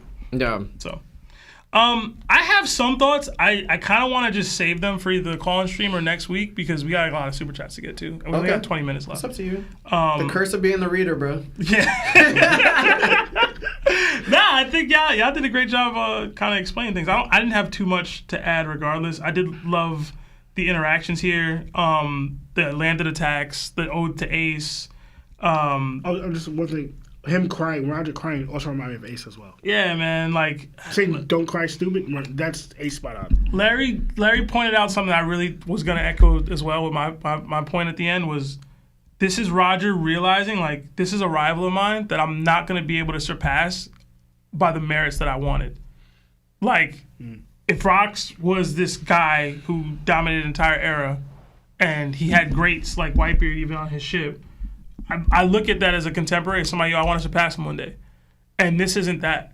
Mm-hmm. And it's like, yo, I'm always going to think back to that to be like, yo, this is how I had to take out Rox. I had to team up with Garp, another contemporary of mine, to fight this random possessed version of him. Mm-hmm. I never got to have that Davy back fight. I never got to just defeat him with the hands. Mm-hmm. I never got that moment of like, you know what I'm saying? Like, it just sucks. And he, to the point where he's crying about it, not just for that moment, that's selfish, but for Rox. Yeah. It's like, yo, bruh, like, I feel your sorrow. Garp says it, and he's more stoic about it. But Roger's realizing and feeling all this too. And like, Garp says it, and he's like, yo, man, stop. Don't cry. And he's saying it to Rox. But he's saying it to himself. You know what I'm saying? Mm. But Roger's life has been a failure. I won't go that far. Low key. I won't go that far. No. I'm not saying it in a disrespectful way. Mm-hmm. I'm saying it as like he doesn't get to fight Rox on his own terms or have that Davy back fight, right? But he also finds a One Piece and finds out he's too early. Girl, he don't love him. His son doesn't become, the person everybody's waiting for. Yeah. Shaki, he loses Shaki to Rayleigh. You know what I'm saying? Yeah, man. Like a lot of L's in there, low key. There's a lot of L's, and then he dies of sickness. Mm-hmm. There's a lot of failures, bro. I have a piece on Garp, but I'll save all that for either next week or whatever. But in general, I did think all the same things Larry was saying about like him realizing he doesn't have any real power to make change, and like I still have to protect the people. I still have to protect the Marines. I still have to protect this and that. And it's like, what do I do? What can I do? Mm-hmm. And I thought the attack itself was dope. Them punching through and cutting through rocks looked crazy. I do, in regards to the questions we've been getting asked all this time, I do think we're coming back to God Valley. I hope so. I don't think we just cut to the next thing. This is going to be bad if it ends here, bro. Yeah. Because it really will be, bro. And it's something I highlighted last week. Like, Rox is a D.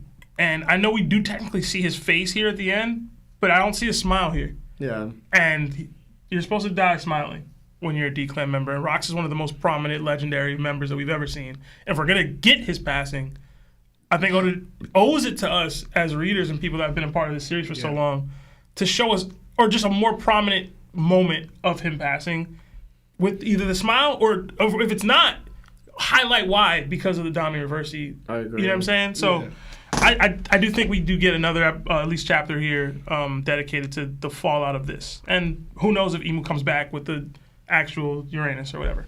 But I'll get to super chats because we got a bunch. So I'll speed run a few of these. But y'all, thank you for your patience. And like the stream if you haven't already. But another 12 months at Yonko status from Nika. It says, I'm a little late, but what's up, fellas? Happy to celebrate this milestone year with y'all during such an important arc. Thank you for everything you do. P.S. Me and my daughter love our Milkman merch. That is awesome. Thank you, Nika. You gotta tell Lawrence about that. That's so funny.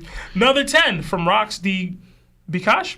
The GOATs. In God Valley, we see that there's a tiered difference between Garp, Roger, and Shiki Whitebeard. What after God Valley led them to catching up, closing the gap? Do Garp and Roger grow at a slower rate? Technically, we didn't see any of these people, well, any of those first two people or secondary people you named go all out on God Valley, I don't think. But in general, they ended up fighting each other more often, I would say, is what made them catch up. And in Garp and Roger's case, they didn't have rocks to grow more with. So I still think they got stronger over time, but Yeah, definitely got stronger. like Rayleigh says, like you're gonna bloom in battle, and if you don't have this figure to fight, then it's gonna be harder to grow. I didn't think they catch up though. That's just me. You don't think they do? Cool. What'd you say? Oh yeah, the Shiki Whitebeard. He said he doesn't think they catch up. No, I don't think Whitebeard- Shiki does. Yeah. I don't think Whitebeard, yeah, Shinky. Shiki my guy. I don't think I've ever had him that high. Another 18 months at Yako status from Cyborg Frankie. It says, just spammed RTTV. This just came to me, but what if Polo is Marco? It takes his passing to activate his fruit like Brook. Hashtag hockey chucker. Hashtag CGI looking crisp. We went over this a little bit earlier, Frankie. Marco's supposed to already be alive at this point. So, I mean, it could just be fake ages, but I don't know. It'd be weird, a little weird for me. Another 30 months at Nakama status from Taku. That's almost how it feels when we talk about Garling and the Scar for you on God Valley. Okay. I feel that. It's like, you're already alive. It says almost 3 years of paying. Hashtag Larry Tax and hashtag White Fan Tax. Thank you, Taku. Another 9 from NL's lobby. Garb wants to protect the Marines, but never went after the guy offing Marines, aka Marine Hunter. I smell upscale. Hashtag hockey chucker. Hashtag he who must not be named. Garp got so much more to worry about than Mihawk, bro. What are we doing? Another 5 from Wise Life Gaming. I was going to pay hashtag Larry Tax today, but he always collects facepalm. Which of these fruits wasn't going to pay? Sorry. Which of these fruits is more likely one half that rocks need? Is the Yami or the Opie? I'm gonna go with the Yami. Yeah, he needs the Yami. Yeah. Another 2 from Jay DeRude. Don't know why Lionel growing on me a little bit more. Don't know why, but Lionel's growing on me a little bit more. I don't know, man. It's that C. I think you start getting used to, like, at first you're like, damn, yo, he ain't pronouncing this shit. You know what I'm saying? And then you start wondering, like, yo, what else is he not gonna do, you know? And then you start waiting for it. Another 2 from Zoro Top Warren. Don't be afraid of him. Hashtag he who must not be named. It's Mihawk, bro. Who cares? Another Nakama joined the ship in Dom Depths. Enjoy the emojis. Another 5 from Sonodachi. Seb, no, you saw the Giants fire Dable. Yes, I said no because I'm a Cowboys fan. He was keeping y'all bad. Hashtag BBC. Hashtag Katakuri the GOAT. Hashtag also disgusting hoodie. It's not a hoodie. It's a sweater. Another 5 from Cooper Stafford. I bet Emu will have Blackbeard just like Rocks, and right before the Diamond University, Blackbeard will use the Yami, and that will be Emu's official reveal. At this point, if hockey is what it is, Yami ain't doing that. Nothing. We'll see. But We gotta hope. We'll see. Yeah, bro. Another 5 from Eric Creates. It says, shout out to y'all for always on the grind. Where does Rocks place in your top 5 strongest people? Hashtag Big Body Benz. Hashtag because y'all are S-class One Piece gurus. Hashtag top stay on top. Thank you, Aaron. Definitely in the top 5. I would say probably top 3 and he not 3. Something like that. All time? I would, yeah. I think he's 6. I think he's 6. Okay. Yeah, I was doing it. He's Okay. about 6. 6? Are you doing already in your head? In my head, yeah. Okay. I have 5 people before him. We gotta save it for the top 30. Stick around for the top 30, y'all. It's coming sooner than y'all think. But Yeah. I'm not mad at 6. Another 3 months at Nakam status from Truman Spider. Was Jinbei's Black Lightning him conquers shielding? I'm gonna go no, but who knows at this point, man. Another 20 from Rude Alley. After One Piece ends, what would you be more interested in? A One Piece following the next generation of characters, or a re-release of One Piece, but this time it's all the flashbacks that are in chronological order in the timeline? Oh, wow. Technically, you could just do that yourself, right? That latter part. But I don't know if I want a next generation One Piece. I rather if you just do it in, like Larry says, the marine aspect of it. The marine perspective of every one of these or events? just go the dusk route, bro. Yeah. I'm trying to see the world burn. Okay. Another 5 from Jared Wainwright. Shanks versus God Valley Garling and Shanks versus Gorosei Garling. What diff y'all got? Shanks. The God Valley version is not going to be too high, bro. And the Gorosei version? I'll go high to it. I still got Shanks. Yeah, I got Shanks. Another 2 from Juice. It says, Sup, does Rox think he killed his wife in Blackbeard? I don't know. Yeah. Probably not, though. But I don't know. I think he thinks he did. Yeah. Another 5 from I Am Maxim Stupid. St. Larry the Wise is correct. Dami Bogard can be greater than Shanks, the Rat King. Hashtag name the attacks matter. Hashtag Why are man. you still calling Shanks the Rat King stuff? I don't understand. I don't know, but Dami Reversi Bogard is funny. Another 5 from Repent for ya. Larry, if Dami Reversi Rox was overcome by Emus Hockey and became that version, how could Rox be a version that he couldn't conquer? I have no answer. I don't even know what he said. We don't got time. Another 5, sorry. Another 5 from Dior Paid. I feel like Dami Reversi is Emu switching a person out with their evil counterpart from Hell or the Abyss. Okay. Maybe. Another 2 from Tion Watson. Would Kaido be more dangerous if he ate Kuma's devil fruit? I'm going to go no. No. Another 20 from DJ Como. The panel with Garp and Roger facing Rox made me think of Kobe and Luffy versus Blackbeard. Maybe Blackbeard succeeds in stealing Emu's power. Also, love when Garp and Roger threw off their coats and they swapped colors. Yeah, I thought that was pretty cool. Get Kobe out of there, bro. Another 2 from Nico L. Ride back to Amazon Lily gonna be wild. Hashtag lots of hockey chucking. Yeah, it's gonna be nasty on that shit. Another 5 from Taku. I don't know about you guys, but I love seeing all these patch devil fruit users like Gil Baster having Hollow fruit. But by the way, starting to think that Graham dying plus becoming Marco. Maybe, man. Let Marco be his own character, man. Another 5 from Andrew C. Yo, sorry I'm late, but Seb, I almost jumped out of my seat when the silhouette of Polo showed up because I was hoping it was garlic. Hashtag Copium plug. Copium plug ghosted me. Bro. Yeah, how funny. Another 20 from Victor Hay. If Luffy kills Emu, the story's spirit dies. True freedom isn't found in vengeance. It's found in mercy. If he sheds blood to end tyranny, he becomes what he fought against. Liberation must heal, not destroy. I can agree to a degree, but I also agree with people catching these hands. So, I don't know about all that forgiveness stuff. Luffy be knocking people clean out before he forgives them.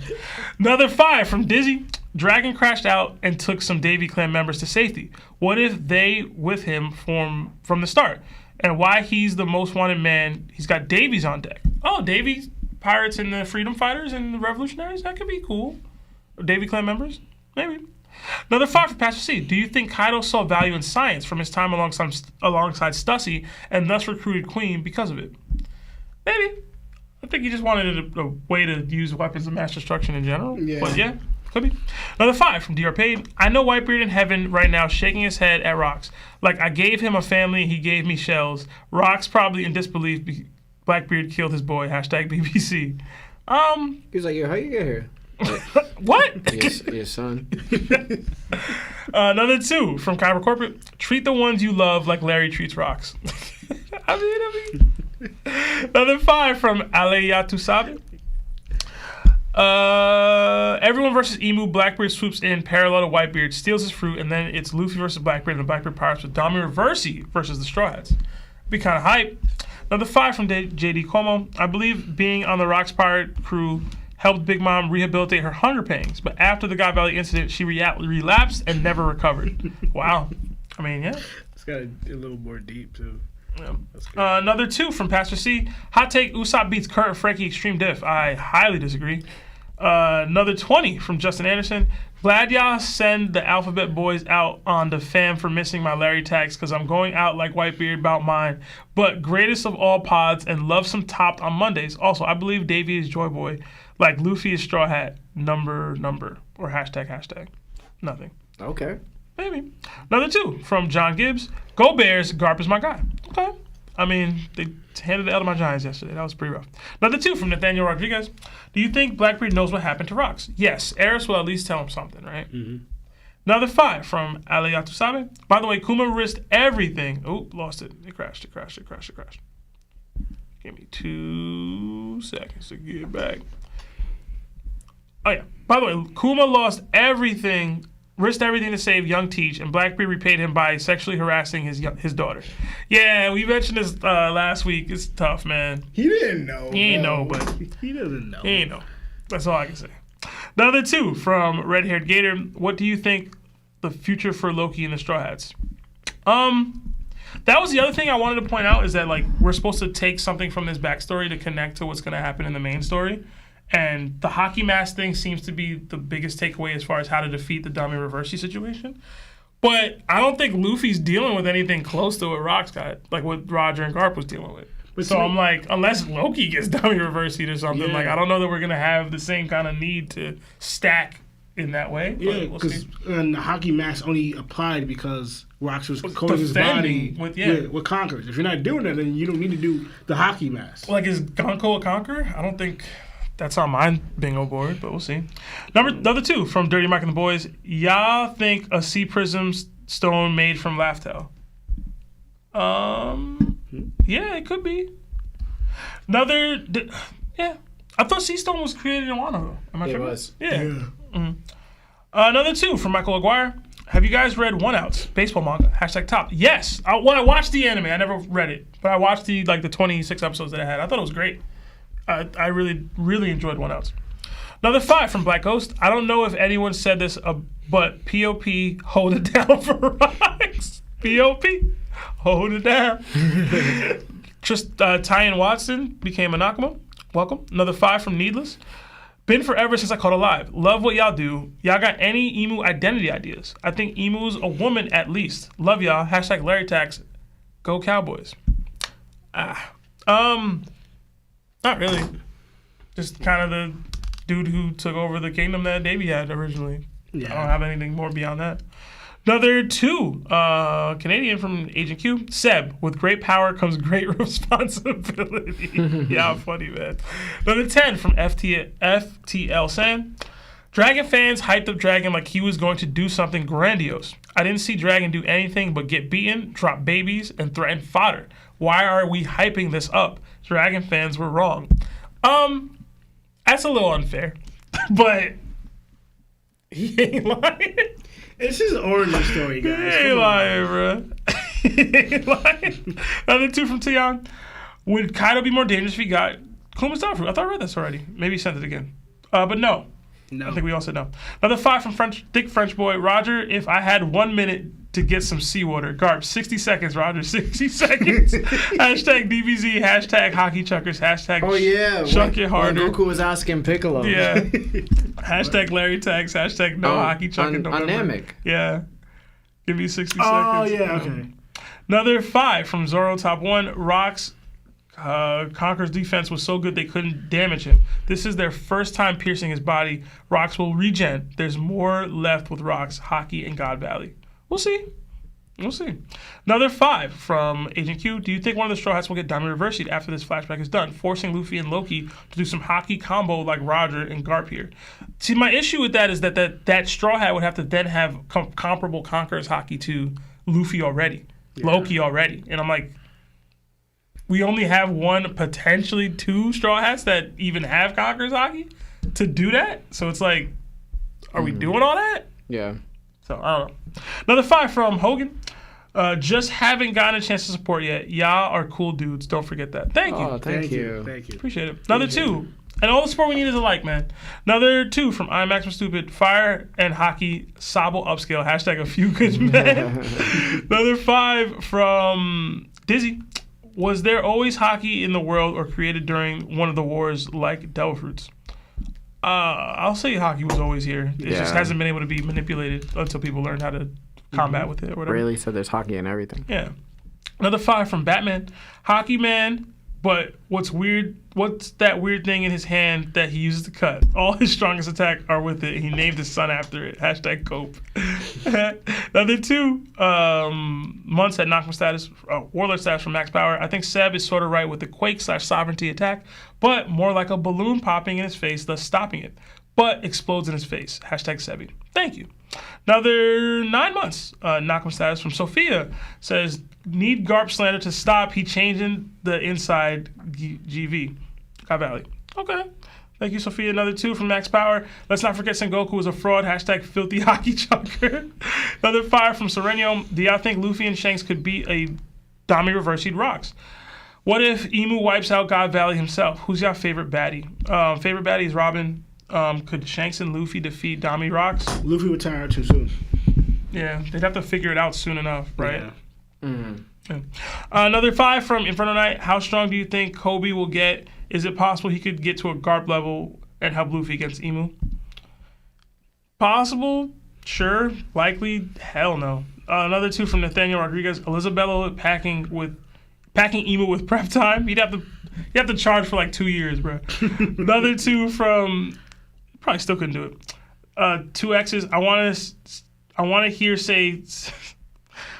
Seb say "Go Birds." Like the stream from Fatty G's, and another 2 from Jadaru. Let's give Dragon grace. He has PTSD. Hashtag scared to move. All right, that's all the super chat. So thank you guys for your patience. Definitely stick around for our calls. This call-in stream. What day we doing that, Larry? Tomorrow? I think we could do it tomorrow. Yeah. Okay. Oh, we got another 2 from Phantom Love. Who would use Nomi better, Queen, Vinsmoke, or Caesar? Marv, you still joining us for the Tuesday stream? Oh, okay. Oh, damn. Yeah, another 2. Nathaniel Rodriguez, now Elizabeth, top 1, Pack and Joy Boy. Okay. Yeah. All right. Guys, thank you so much for joining us on another episode. Episode 229 is in the books. Next episode will be 230, man. We're definitely racking up the episodes. God willing. Thankful for it. Yeah. So, I miss Lawrence. Hopefully he's back next episode with Lionel.